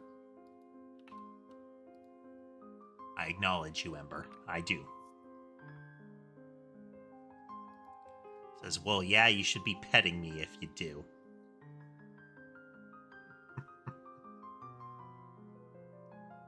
Several of them, since Molly joined them, have become a lot snugglier because they want more attention to be reassured that they are still individually valued, which is cute. I mean, they get as much attention as they want. We just witnessed that Sky knows how to get whatever attention he wants, let alone what he wants, and that's usually, I will bug you and wreck your stuff if you ignore me.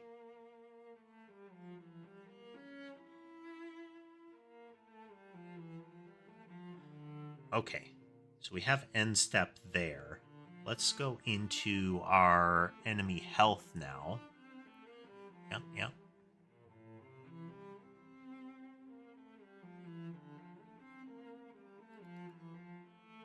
So right now it's time passed. Let's look at end step.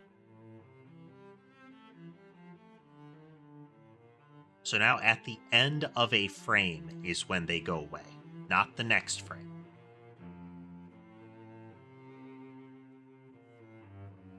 Which should further mitigate double bounces. Okay, but now they're not going away. This is a problem.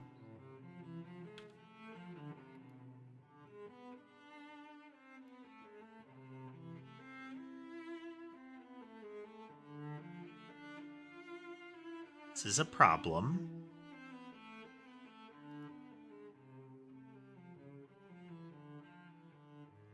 Should be getting end step messages.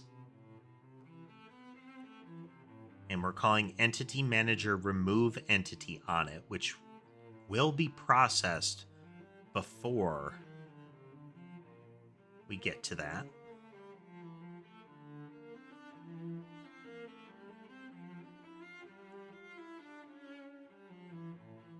Blobs should not be getting...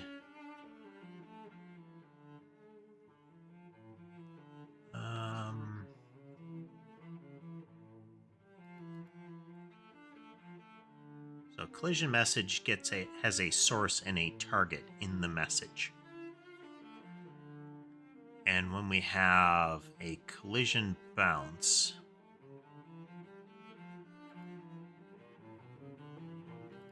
So this is the entity that is receiving the message And this is the behavior we're getting. So if it's a collision message, we are dealing with the source entity. So we're sending a you will take damage message. Sorry, you will take negative damage message, which is a heal.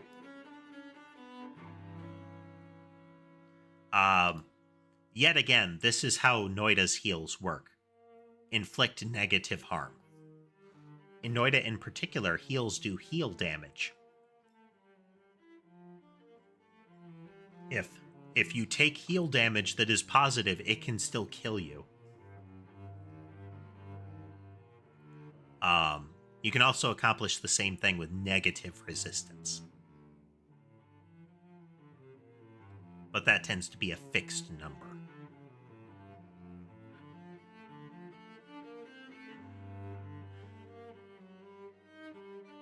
Yeah. Vision enemy health.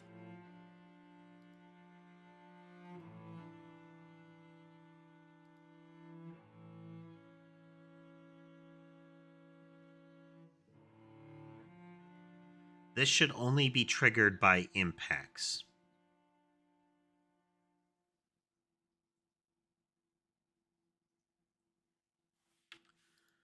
Okay.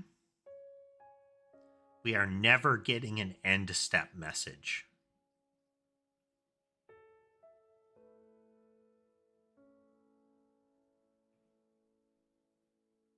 Which is strange.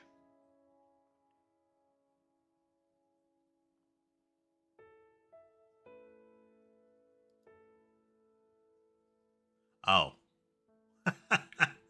We actually need to say call end step, don't we?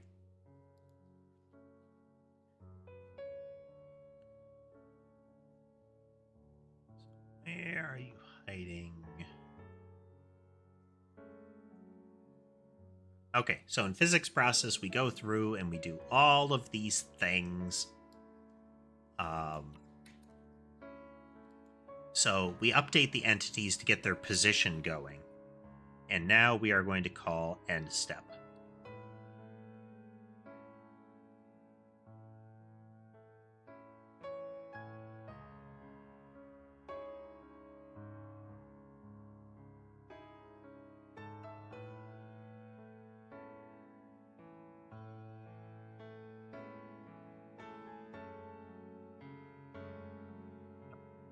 Now we are getting end step messages. This is technically an increased burden on the system. We are getting fewer frames per second because every entity is getting another call.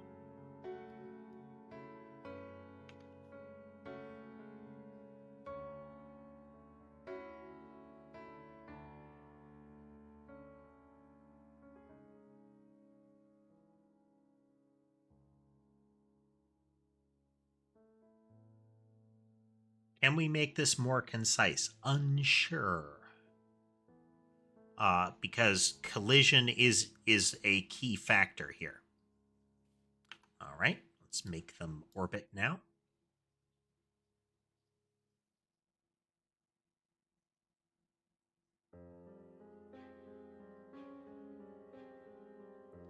It's harder to see, but they are bouncing back now. Yay, it's working.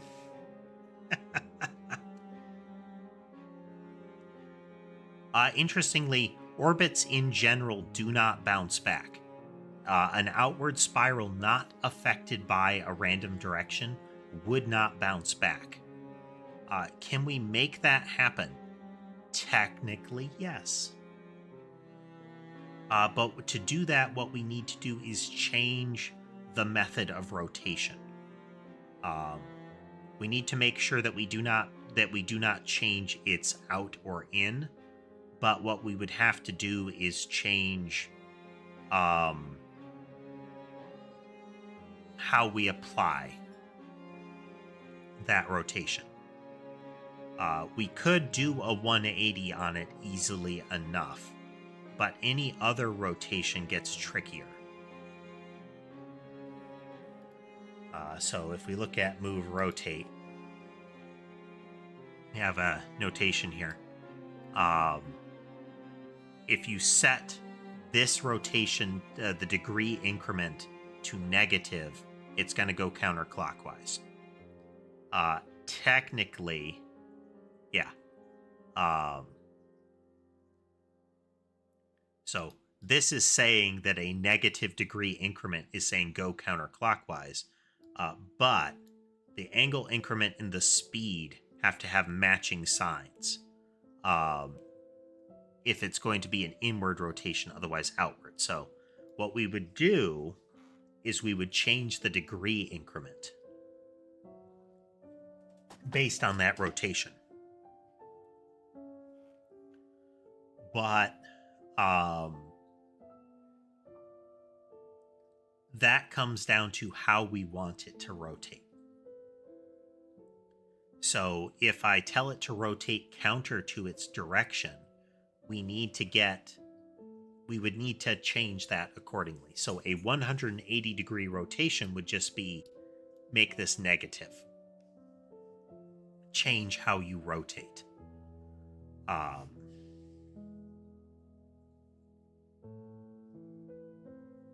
We don't want it to speed up or slow down.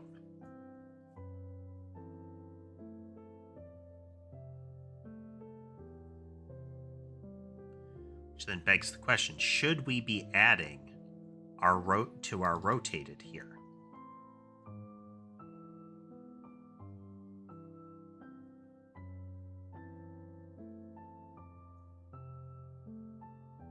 Wait. Where do we even use that? There we go. Plus rotated.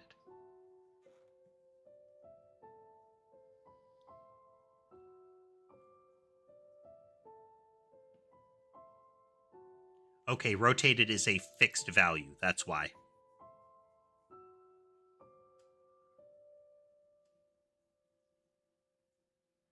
We are constantly adjusting it. Rotated is determined either there.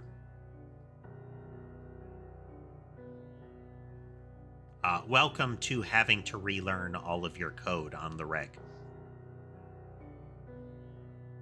By default, rotated is 0, though. We can get that from elsewhere.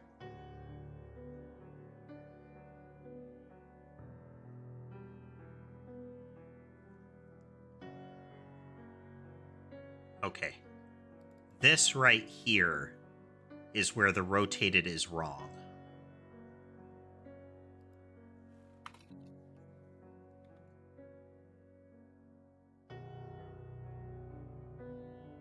We're going to add the radians here. Now, we don't want to add the rotate here. I think we need to move to rotate. This is not correct.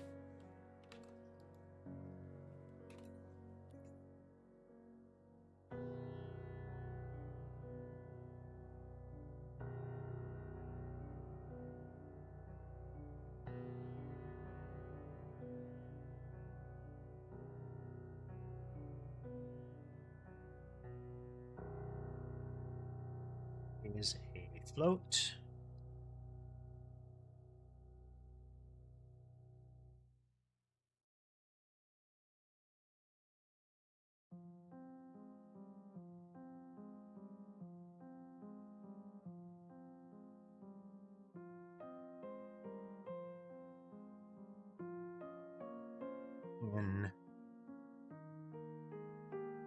That's not right either. The ones that are jittering are the ones affected by the rotation of the spread. Okay, so this was effectively correct, or at least for the purpose, for our immediate purposes, it is correct.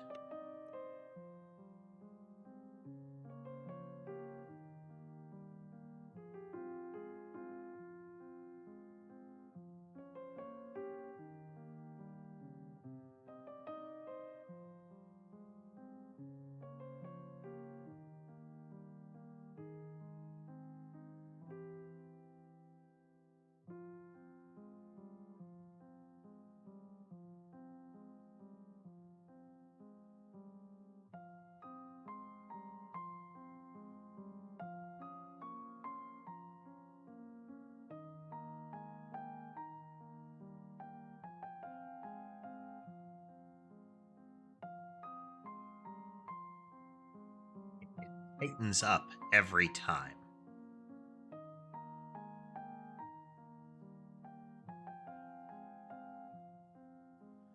We need to put a cap on it.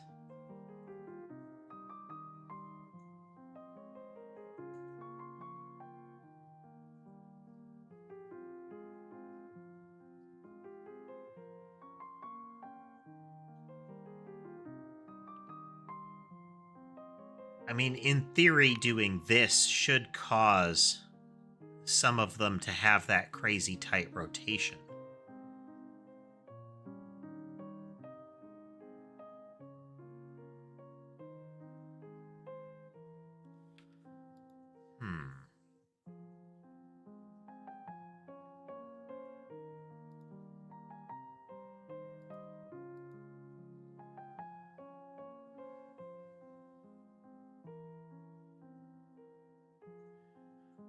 We could have a flattening function here.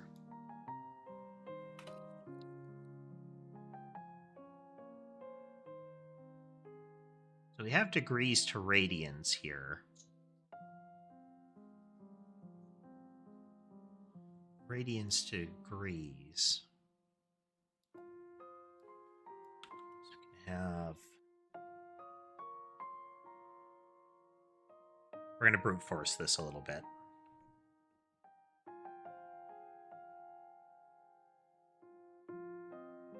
Equal to math f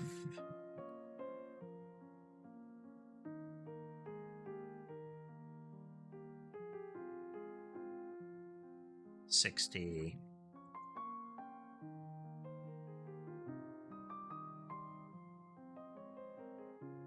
we could just calculate this once.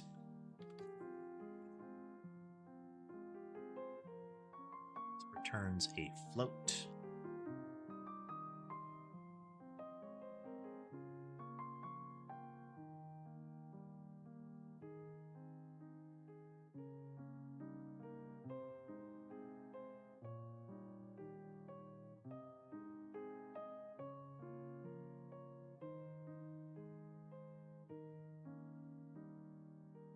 Radians.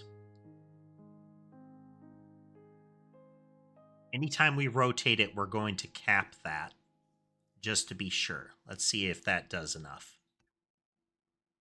We're going to flatten it out.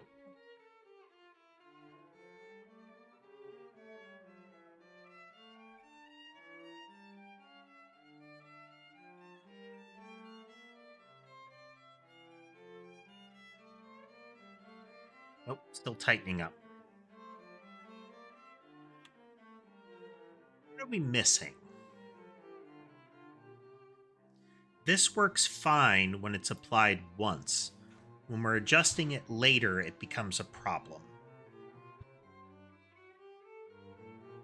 And it becomes a problem here.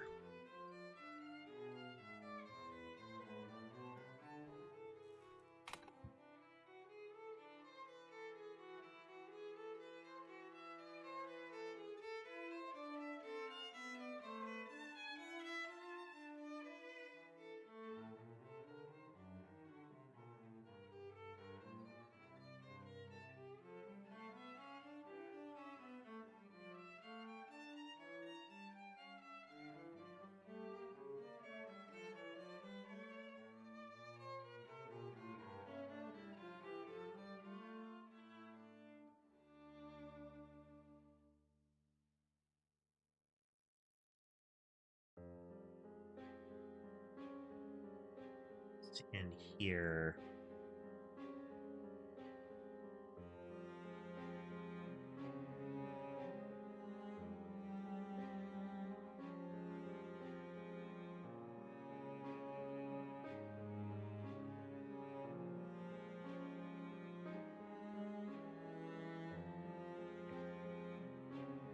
Bit ugly there, but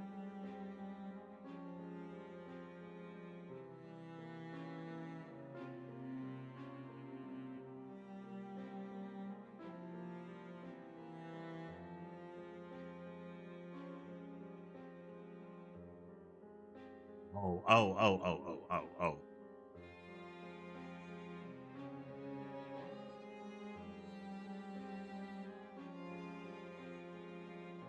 This happens because the sign can be different. If we add that, it can change the sign.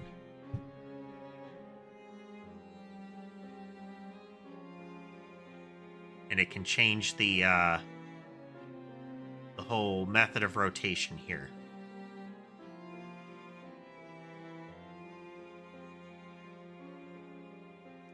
So rotation and speed combined affect how wide the rotation gets, how fast it expands or contracts, similar to along with degree increment. So degree increment is how quickly it tries to go around the circle, or how fast it rotates around that circle. So quickly rotating when you are rotating in gets it in that inward spiral very quickly. So this is kind of tightness of the circle. And this is how fast it moves along that circle.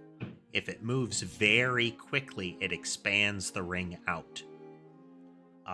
Because it will cover more distance with each increment of rotation. You can't see it, I'm rotating the mouse around. But if the speed is low, it has less distance is covered for each rotation, so it can come inward.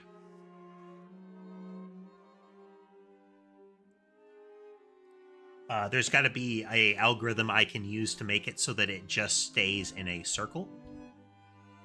Perhaps someday I will take the time to do that calculation. Okay, so rotated is a modifier onto the way that we want to rotate it. It can't be on our vector here. So we're creating an orthogonal vector. We're creating a line that is tangential or perpendicular to the line towards the center of the rotation. So this is, it's the rotational vector. It's if you spin something in a circle on a string, the string is the direction to center, is the line to the center. The perpendicular line to that is pointing where the object is trying to go. In physics, there's a inward force that's happening, that it's pulling against that string, but that string won't let it go. So that inward force kind of curves it around the circle. Combined with that forward velocity. We're recreating that here.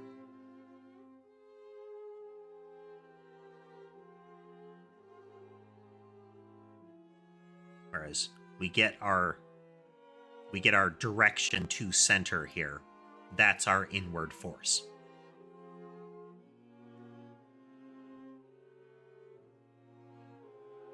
If we tilt that, it messes up. So we have to be messing with the method of rotation here.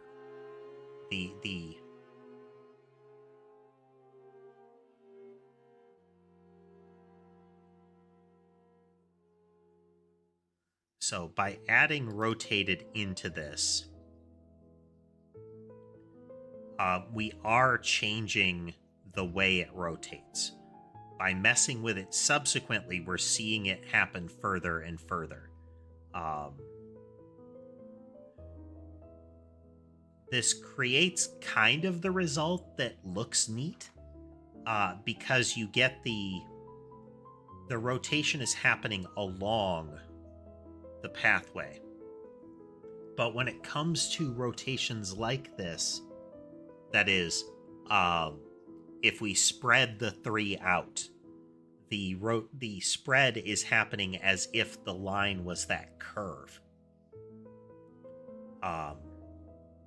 Instead of it just being the line being whatever the center flow is. I think we want to keep this concept. All right, driver. Welcome nonetheless. So we want to keep this concept, but when we have a bounce like that, that's not quite what we're talking about. A 180-degree rotation isn't quite accurate here.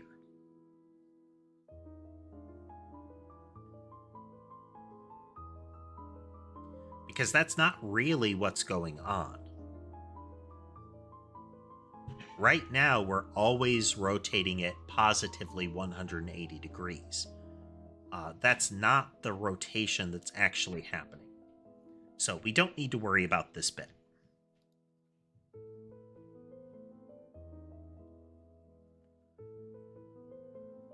We can put you back here.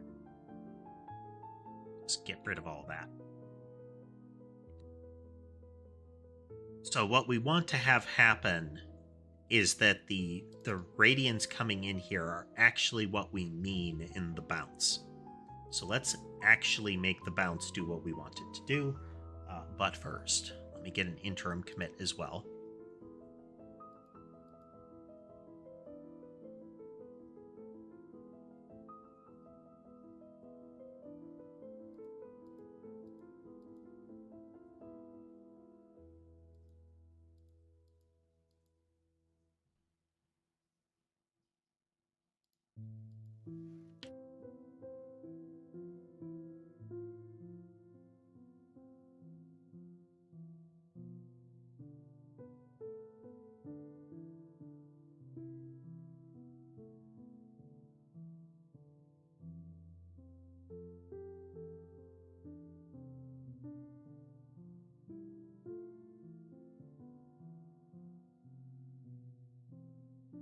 Origin. Quit trying to get in there. Molly is a classically curious cat. Mine are all curious in that same way, but Molly is still at the state where if I go through a door, she wants to know what's behind that door, even if she has been through that door many times. If there is a bin on a shelf, she will want to look in that bin repeatedly, doing her best to pull it down. Mason will often do that, but not nearly as much as Molly does. Okay, so what we want is that the bounce should happen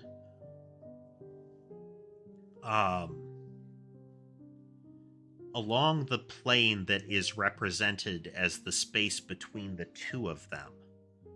But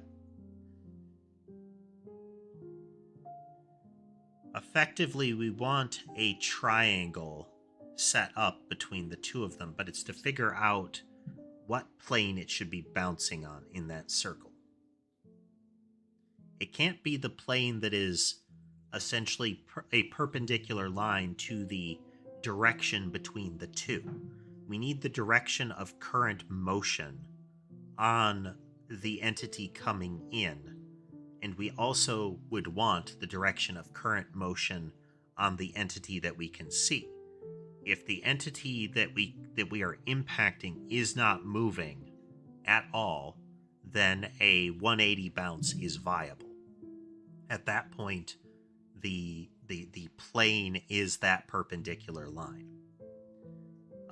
But if they're both moving, we need to figure out what that collision surface is between them.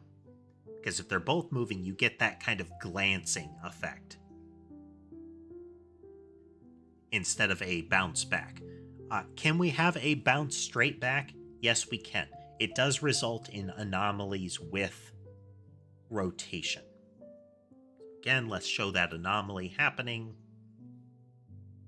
We can really see it with rotate in. So you can see they spread out. They're pretty in sequence here. Rotate in without being impacted looks pretty clean. But every time they bounce, that circle tightens up.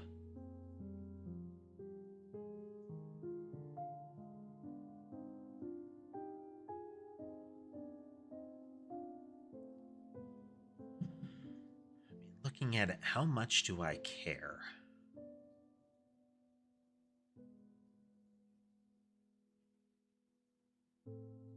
As you can see, one of them was spinning real fast.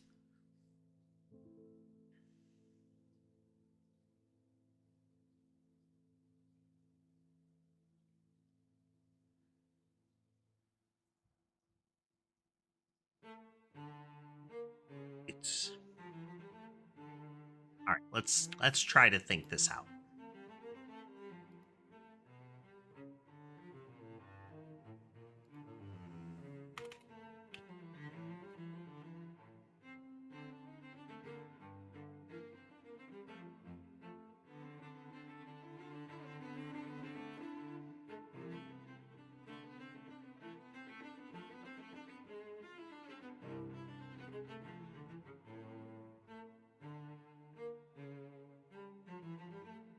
Collision message has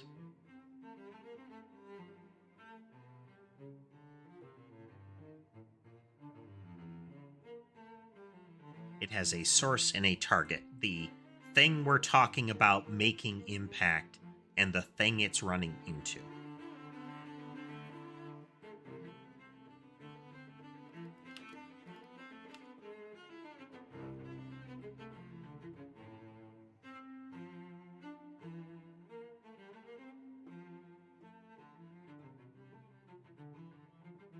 Okay, so we have a source and a target. They should have proposed movement still. Because we haven't yet actually moved them at this point. If we look at our game state, so we update them with delta. Like this is, oh no, they have moved. They have moved. Let's look at our entity manager.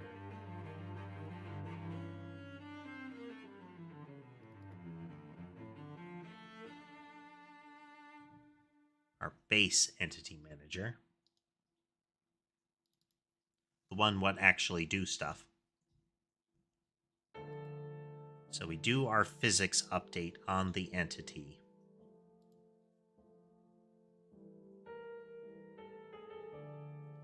Okay, at the point of the end step, we're at vector 0. So before the physics update, we zero out proposed movement. But I don't want to.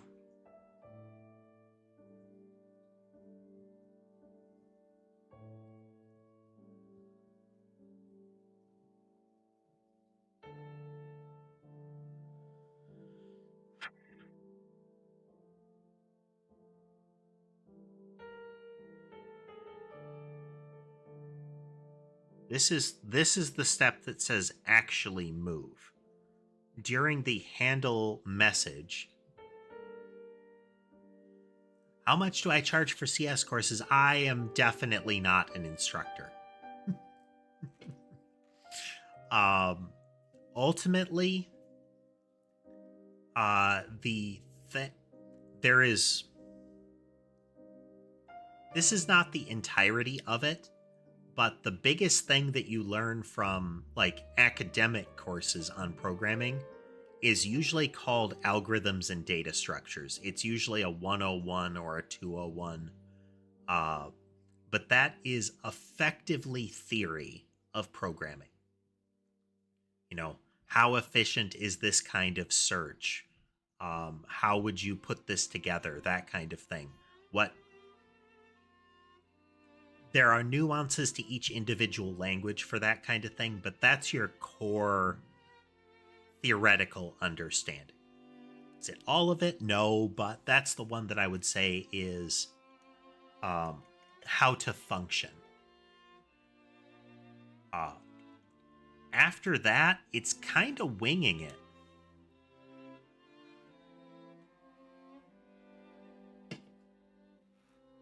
Like, try things out. There are so many tutorials online now that I would venture to say that's better.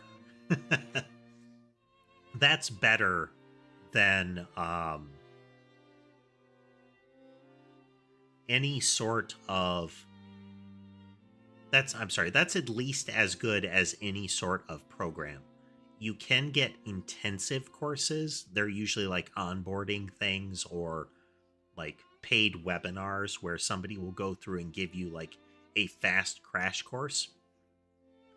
But unless you need it like right now, like I need to get up to speed so I can do a new job, just look up some tutorials. You will find good stuff for free.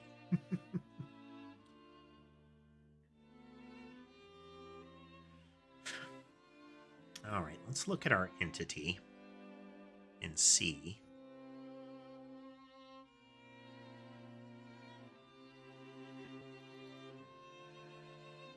Okay, so in physics update, we get this in handle message.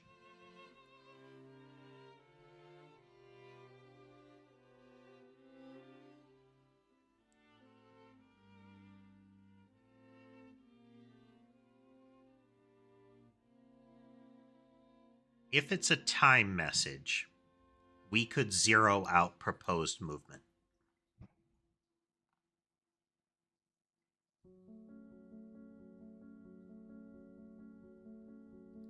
It makes sense to zero proposed movement here because we have updated the position. If we do physics before we do movement,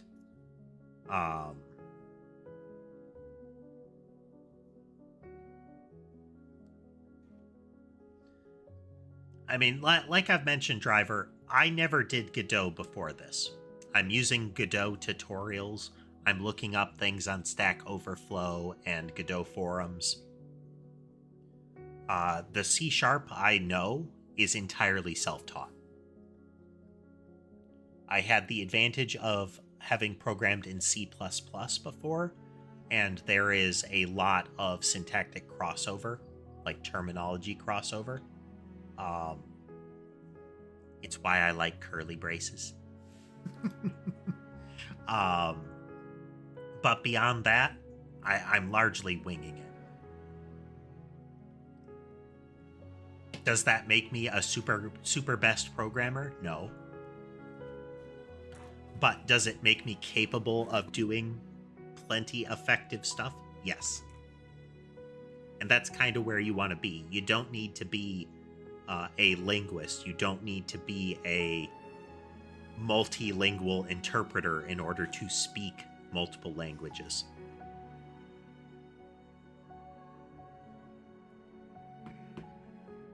If we change this, we can mess with physics more accurately because we'll know, as of the last physics update, how is the entity moving. It creates weird nuance because if a bounce happens in the middle of the processing chain, it could cause problems. But since we're doing the physics update where the collision happens discretely, that's not where bounce would happen. It would happen after the fact, during a time period when all movement has happened. All right. If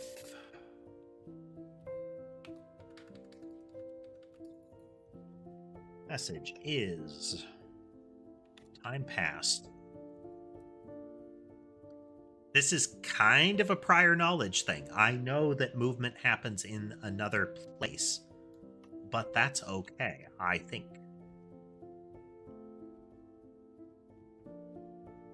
Did I break it?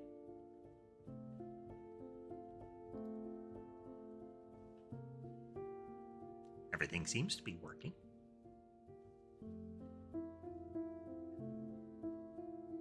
Yep. Yep.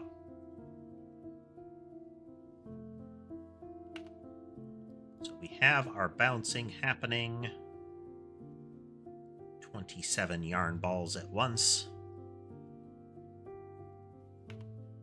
Spiraling.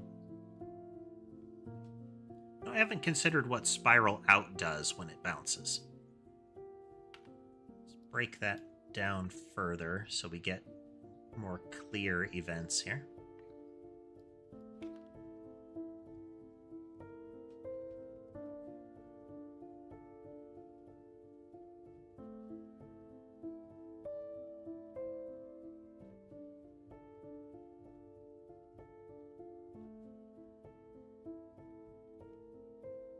The reason that I'm spending so much time on bounce and rotate is I want the movement the behavior changes due to bounce to look intuitively correct.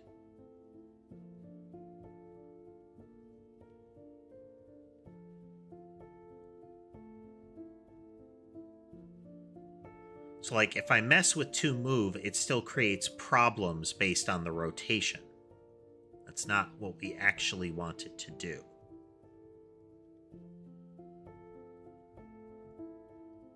But right now, it's not apparent that a bounce is actually occurring, because the actual rotation pattern isn't changing.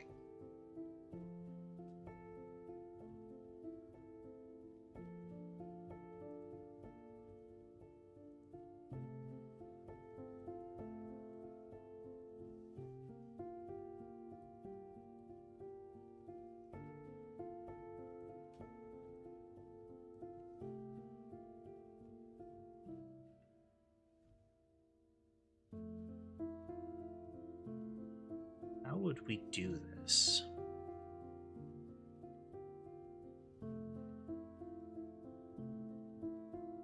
I think we still need to do the calculation based on what the point of impact is, and we can do that now.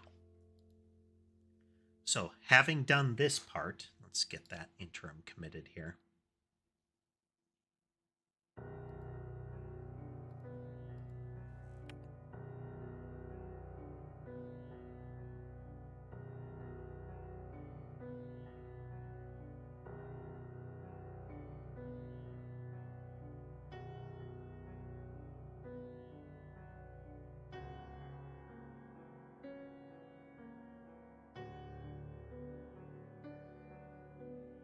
Technically, I grabbed one of the other changes, but yeah.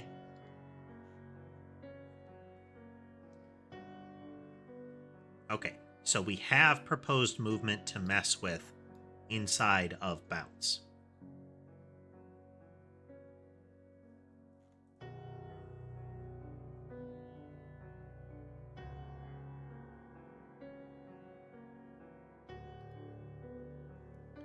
So what I could do is treat the path of the target as if it is the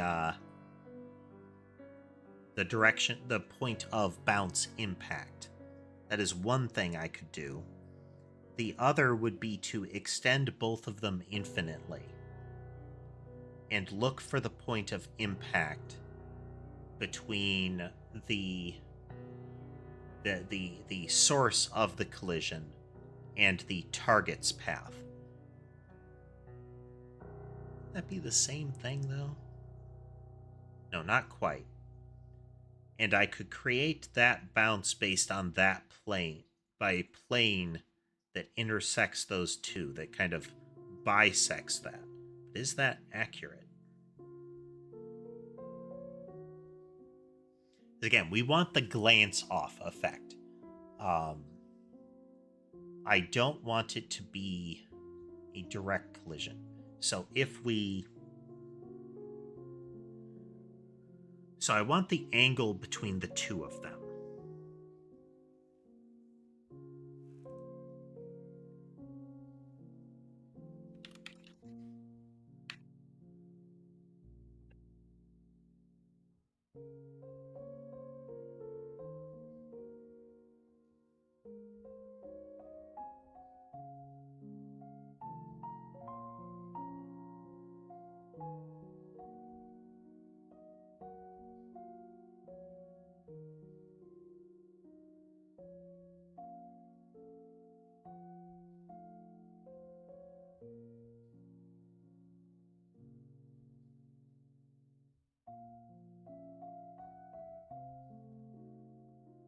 This creates an interesting idea in that it creates a sort of spin. As in, if my angle is going up and right and the other angle is going down, the angle to it is going to be different than otherwise.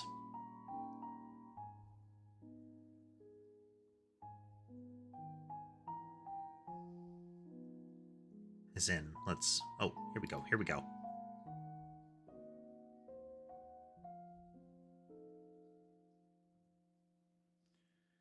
I think this could work, because if the plane defined by the normal is... if the normal defining the plane is the movement of the target of the collision,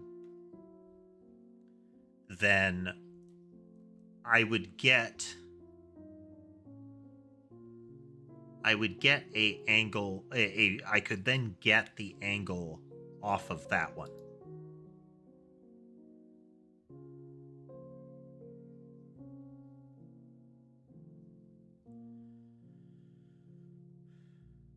There's trigonometry in here, going on in here, and that is so far in my past. Anyway, so if I use the plane as the direction of motion of the target, then we get a sort of glance off mechanic, is that if I'm coming straight at it and it's moving perpendicular to me, then I get a direct bounce off. That's not quite what I want. I wouldn't mind having a spin, but for now, let's have it be a glance off here.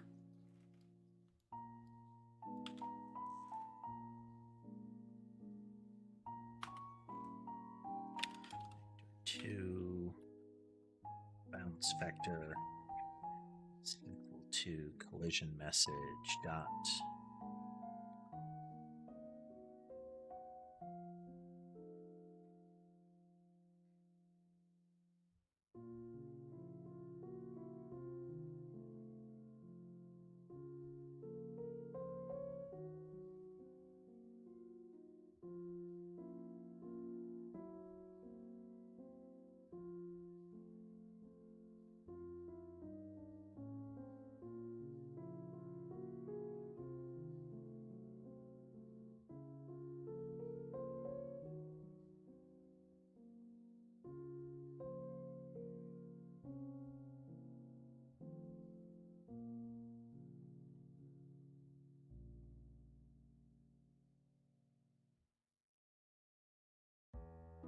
that's not null, and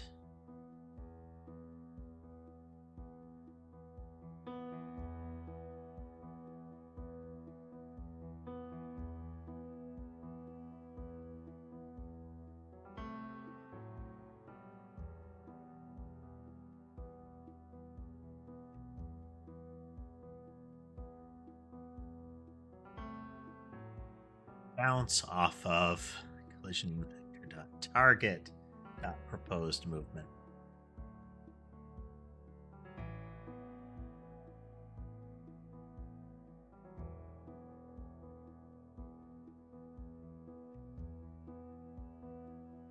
Bounce off of that.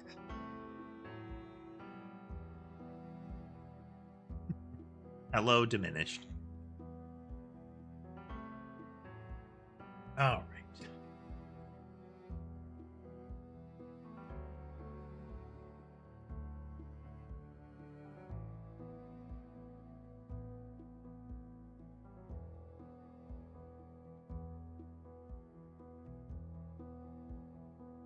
Doing better, doing better. I'm not getting to sleep when I want to, but I am getting some sleep, which makes it possible to stream.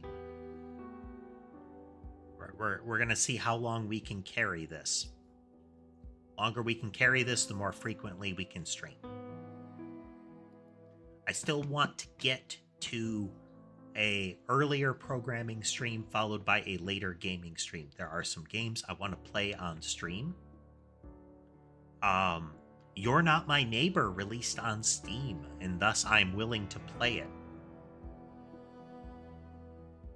I know things like itch.io and whatnot are not entirely disreputable platforms, but I trust Steam to have quality control more. I do take some suggestions in the Discord, in the suggestion box. It is not guaranteed, but it does help me find things that might be options.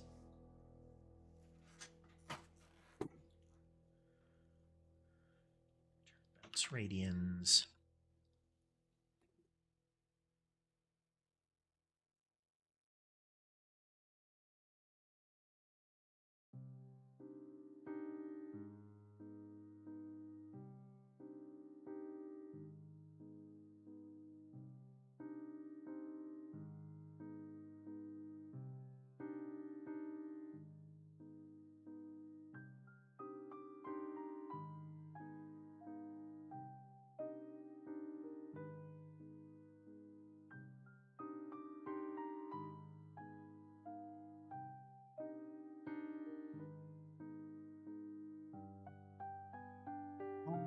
I mean, we've covered a lot of ground. I've played roguelikes, but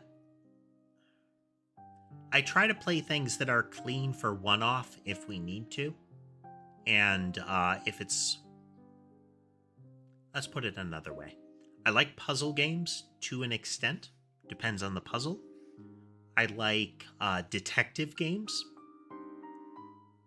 Assuming they are, I mean, good. There are plenty of detective games that are the sort that you need to kind of guess. They fall into sort of the old school adventure game category of, oh, you didn't think to combine the string with the lawnmower to create a pulley mechanism in order to cross over the chasm? Oh man, that sucks. You can't proceed. But some of the Phoenix Wright games have fallen into the this is really good and all intuitive and legible. We've played a lot of the Phoenix Wright games. If Professor Layton ever releases on Steam, we'll be playing that if I can get away with it. Played Monster Hunter recently. Love me some Monster Hunter. Hopefully we can see more of that.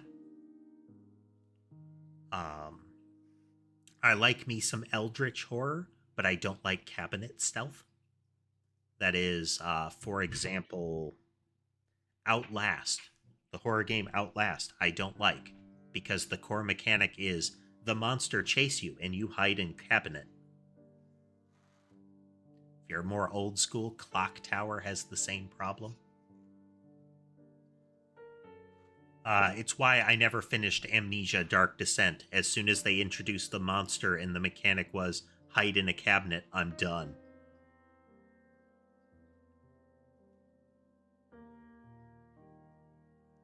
Those can be good, diminished. We actually did a visual novel. It wasn't the best visual novel.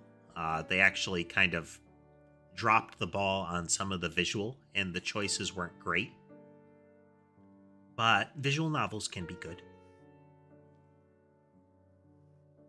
I mean, I've read books on stream, so story-heavy stuff is okay.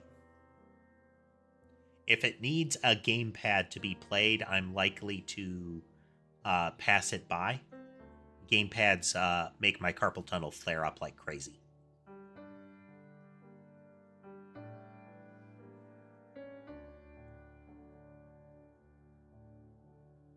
Okay, we have bounce radians. We are calculating it.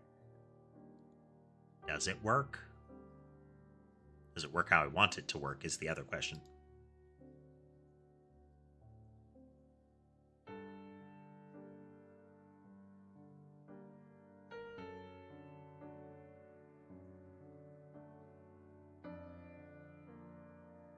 Oh, that's an error. That's an error happening.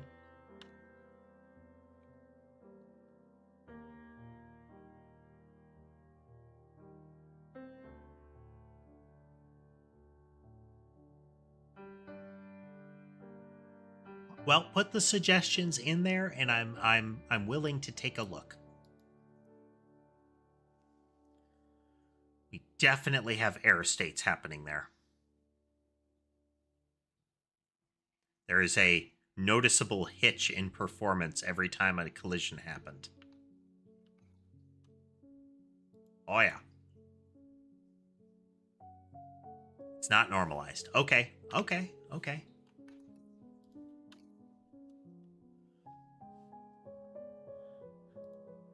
Dot normalized.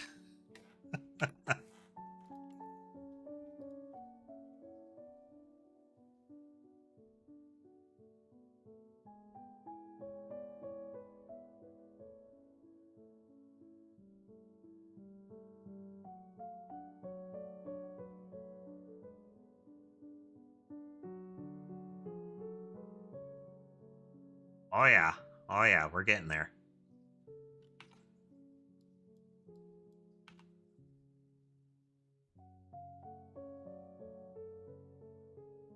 The bounce isn't always what you'd expect it to be. Again, if the projectile is coming right at the target, you can get a more of a glance off. It really depends on how the strike lands. Okay, now let's get some spin in there.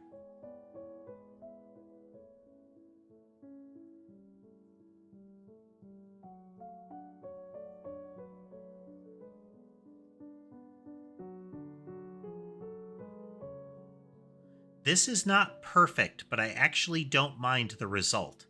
Is the spin can speed up or slow down based on how it hits the target. This is somewhat intuitive. Is it looks like the projectile is spinning, so the spin can increase or decrease based on the angle of impact. Yeah. I can mentally justify this, and thus it's okay.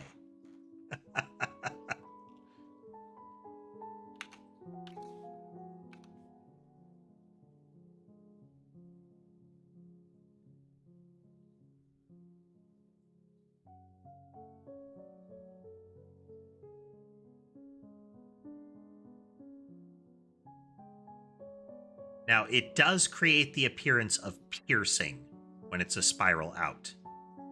I still want spirals to be able to handle this differently.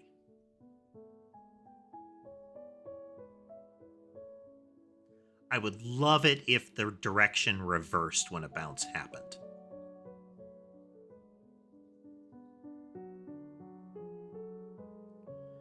To do that, we need some sort of threshold on the rotation that can't easily be crossed. That is, when we adjust the rotation, has it exceeded some sort of marker? Like, have we gone into a 180?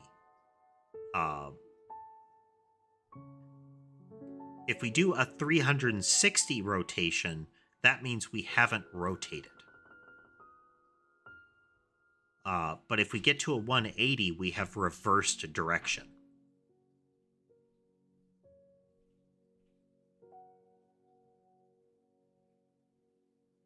And it's finding the sliding scale between those things, you know?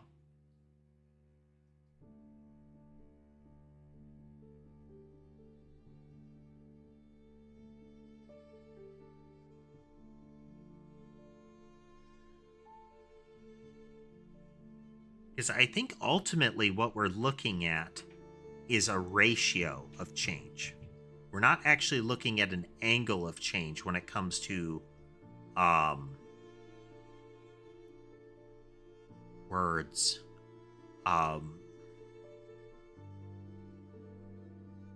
The rotates, because it is the speed and the angle are combined to tell us, like, their sign combines to tell us how quickly they move.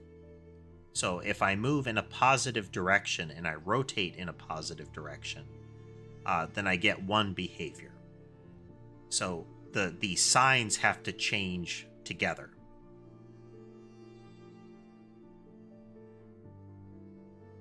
So we're changing the rotation, and it's going to be on a scale between 0 and 360. I'm sorry, 0 and -1, and it wraps around. So if I go all the way to 180, I've hit full negative.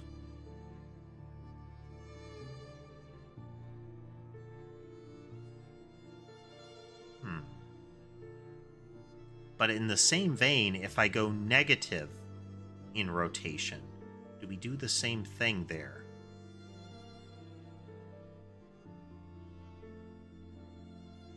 Because it also matters what the base rotation is. I think we can get away with that not mattering. Is if we if we take the absolute value of the rotation coming in, we can determine the multiplier then. Because 180 is where it goes negative, and if I go past that, it becomes negative. I'm sorry, it continues being negative until we get back to 0. So we take the absolute value and we cap it at 360. I'm sorry, we essentially modulo, so we subtract 360 until it's less than 360. Then we look at it and I think we take 180 off the top.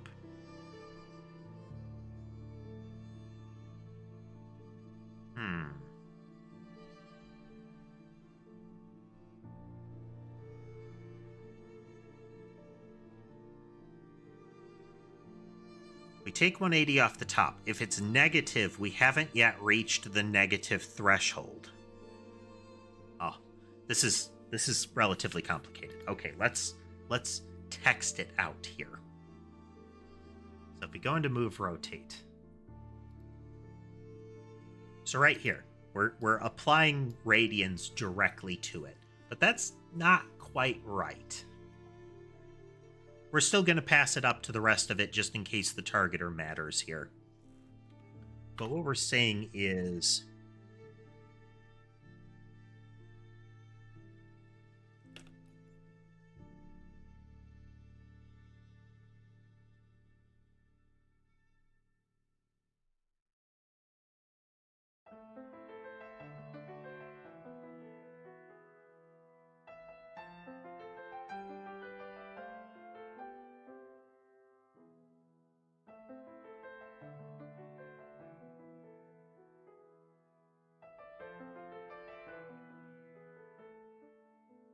so if I go in reverse, it is the equivalent of sending -1 to both of those values.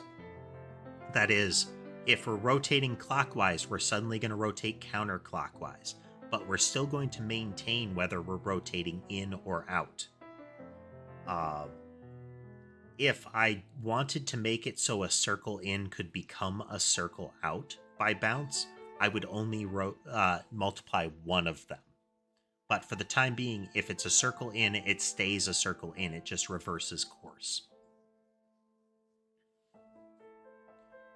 So if it hits 180 or exceeds it, we're going to consider that a -1. Or a negative value, I should say.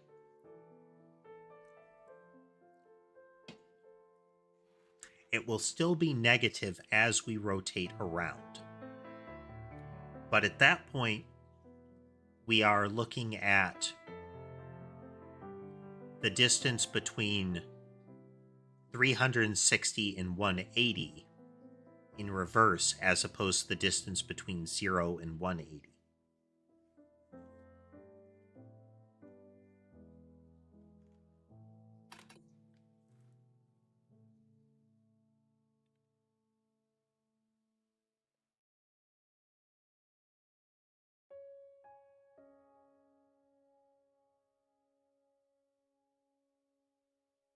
Okay, so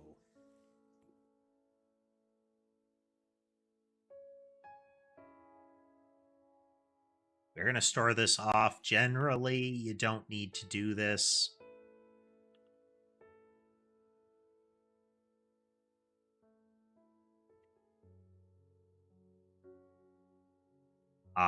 Because this is just a value, but I also don't want to ever risk that I'm going to change what I passed in.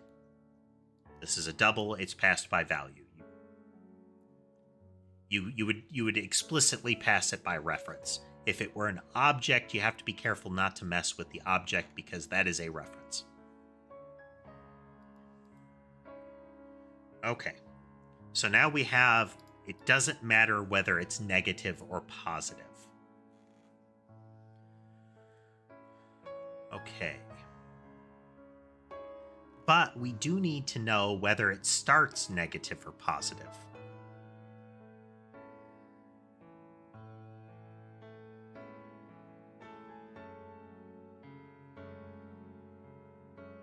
because we need to know if we need to reverse it.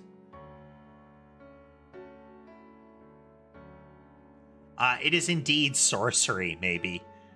We're getting into weird math.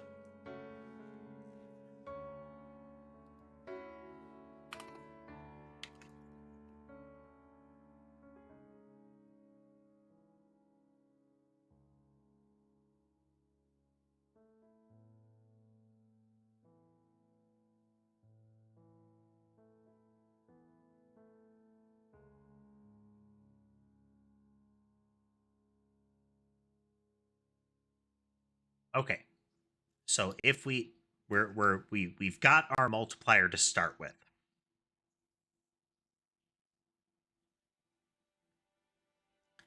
A YouTube channel I like to watch is a fellow by the name of Dylan Hollis. And what they do is they cook recipes that are from old recipe books. Like going back to early 1900s and sometimes before, sometimes all the way up to like 70s, 80s, that kind of thing. Whether they're old or just obscure recipes. And one of my favorite moments was where they had like the base of the baking was a potato, and based on the additions to it, it went from like a smashed up potato, and then they added some ingredients and it liquefied, and like it has become a liquid. Looked at the recipe book. Are you a sorcerer?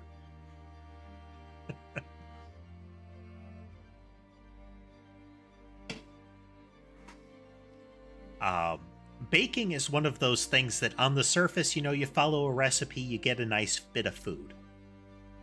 But there's often a great deal of science behind what's going on.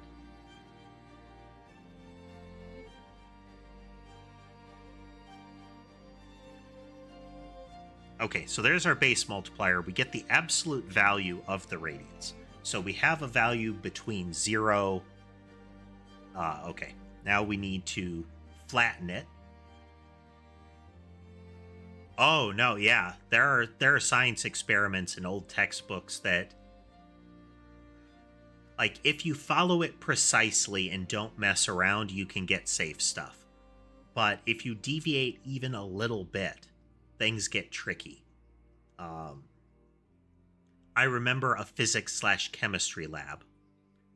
And one of the things that would always be showcased at the start of the year was the professor pointing to the tiled ceiling.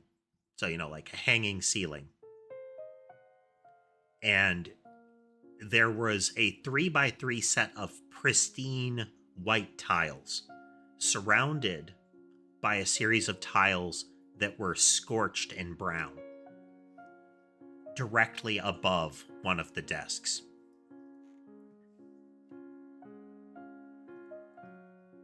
I can believe that, maybe. Textbooks containing like intrinsically dangerous stuff. I can believe that.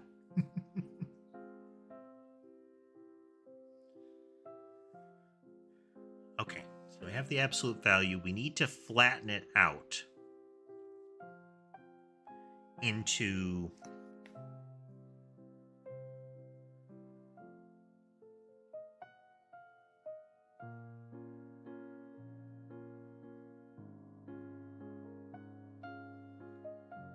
oh, okay, you mean like academic papers and whatnot, that kind of thing.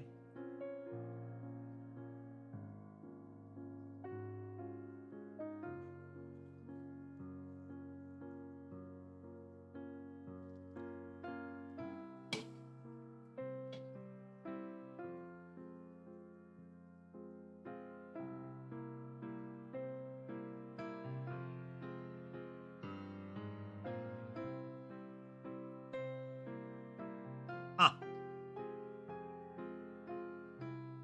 It's still very believable. Off the shelf books to buy and try. we do live in a world where we made pretty orange glazed plates out of uranium.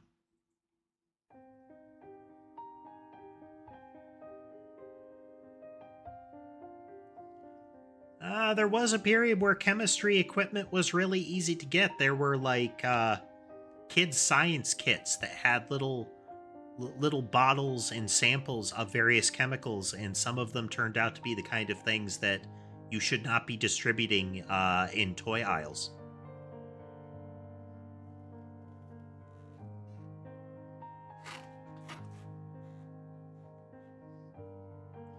Like chemicals that, if you put them together, can turn into really nasty acids kind of stuff.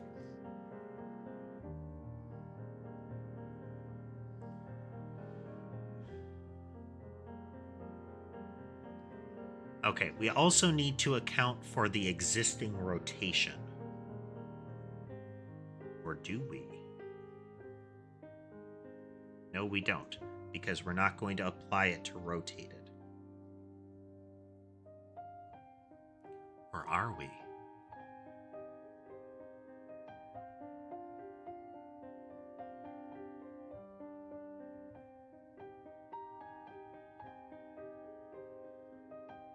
Because rotated does not really do what we want it to do right now.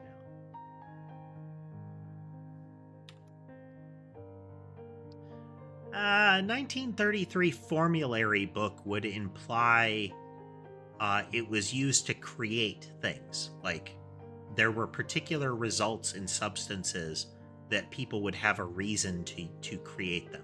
That doesn't mean that they're good, but it would be things like, this is how you make an antacid, this is how you make a delicious seasoning, that kind of thing, where yep.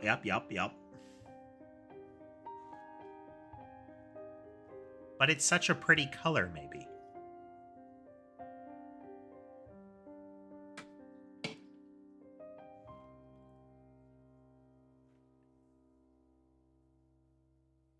You go far enough back, and there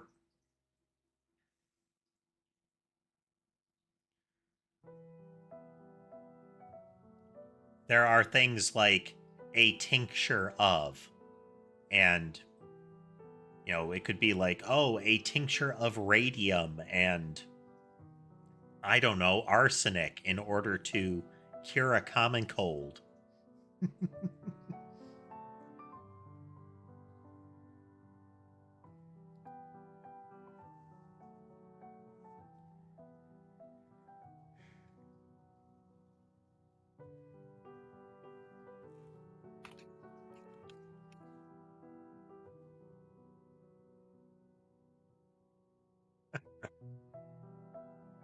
You can't sue the manufacturer for false advertising and dangerous practices if you're dead. Yep.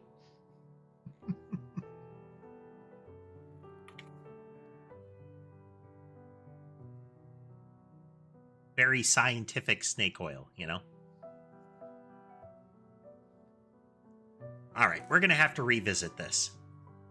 This is...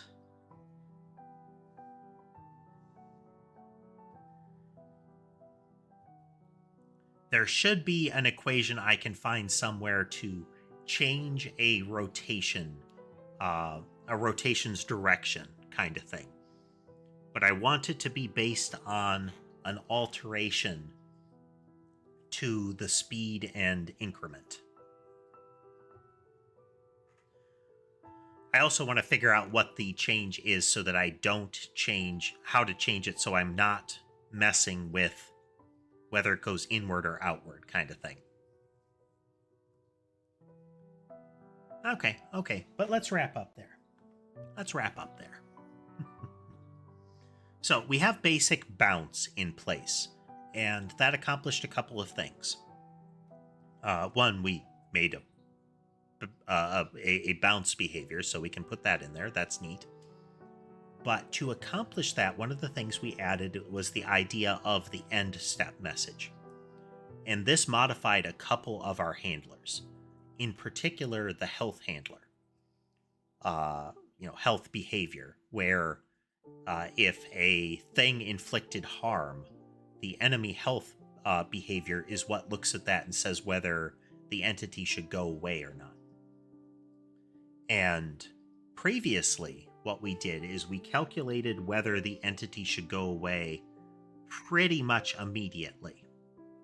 Did you take damage? Yes. Okay. Do you still have health left? No. Call to remove this entity. What that meant is that we could not have behaviors responding to a message in such a way that it prevented an entity from dying within that message chain. So if there was a collision that would remove the entity, if the health was processed first, the entity would be removed and the message would be handled. Instead, now what we have is that the collision message is processed and the entity loses health. And then at the end step, after collision processing and all of that is fully handled, we check and see if there's anything any of the behaviors want to do. And what the health one wants to do when it gets an end step is say, do I have hit points left? If I don't, I go away. It's also an opportunity for us to check things like, do I still need iframes? So that we don't have to handle it in the same sequence of events that might result in a collision happening. It will begin happening, it will continue happening until the next time we want to update it, kind of stuff. So that changes a lot. That makes it so that we can handle some new behaviors. It means things like in the midst of an item's behavior or an entity's behavior, it could gain hit points. So a bullet could hit something and normally it would be removed, but a subsequent handling in the collision says, yeah, but not this time, and it gives it a hit point. We might need to change the handling so it doesn't grant it a hit point, but that it prevents it from being removed. It gives it a hit point if it doesn't have any, kind of stuff. Like a special message for that purpose. But we'll see. A stay alive kind of thing.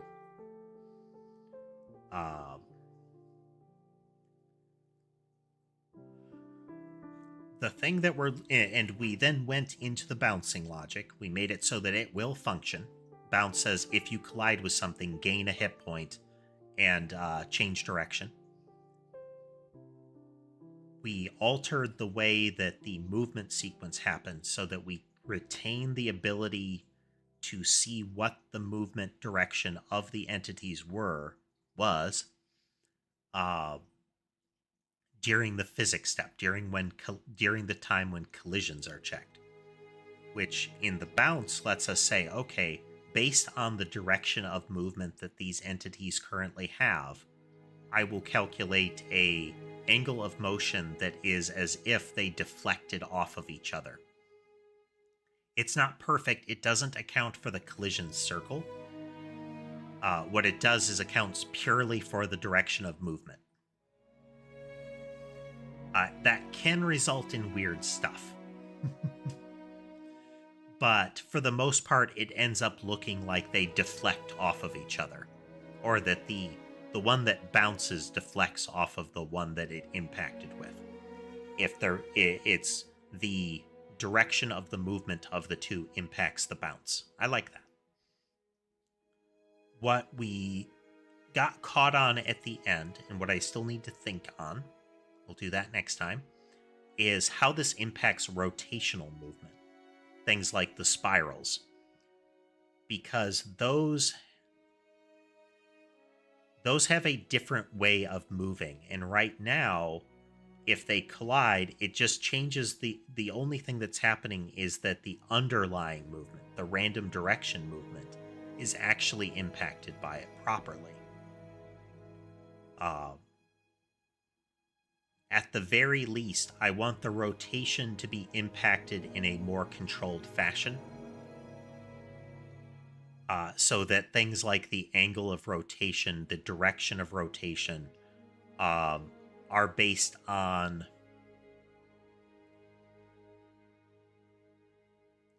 are a more understandable change to the angles and speeds of motion.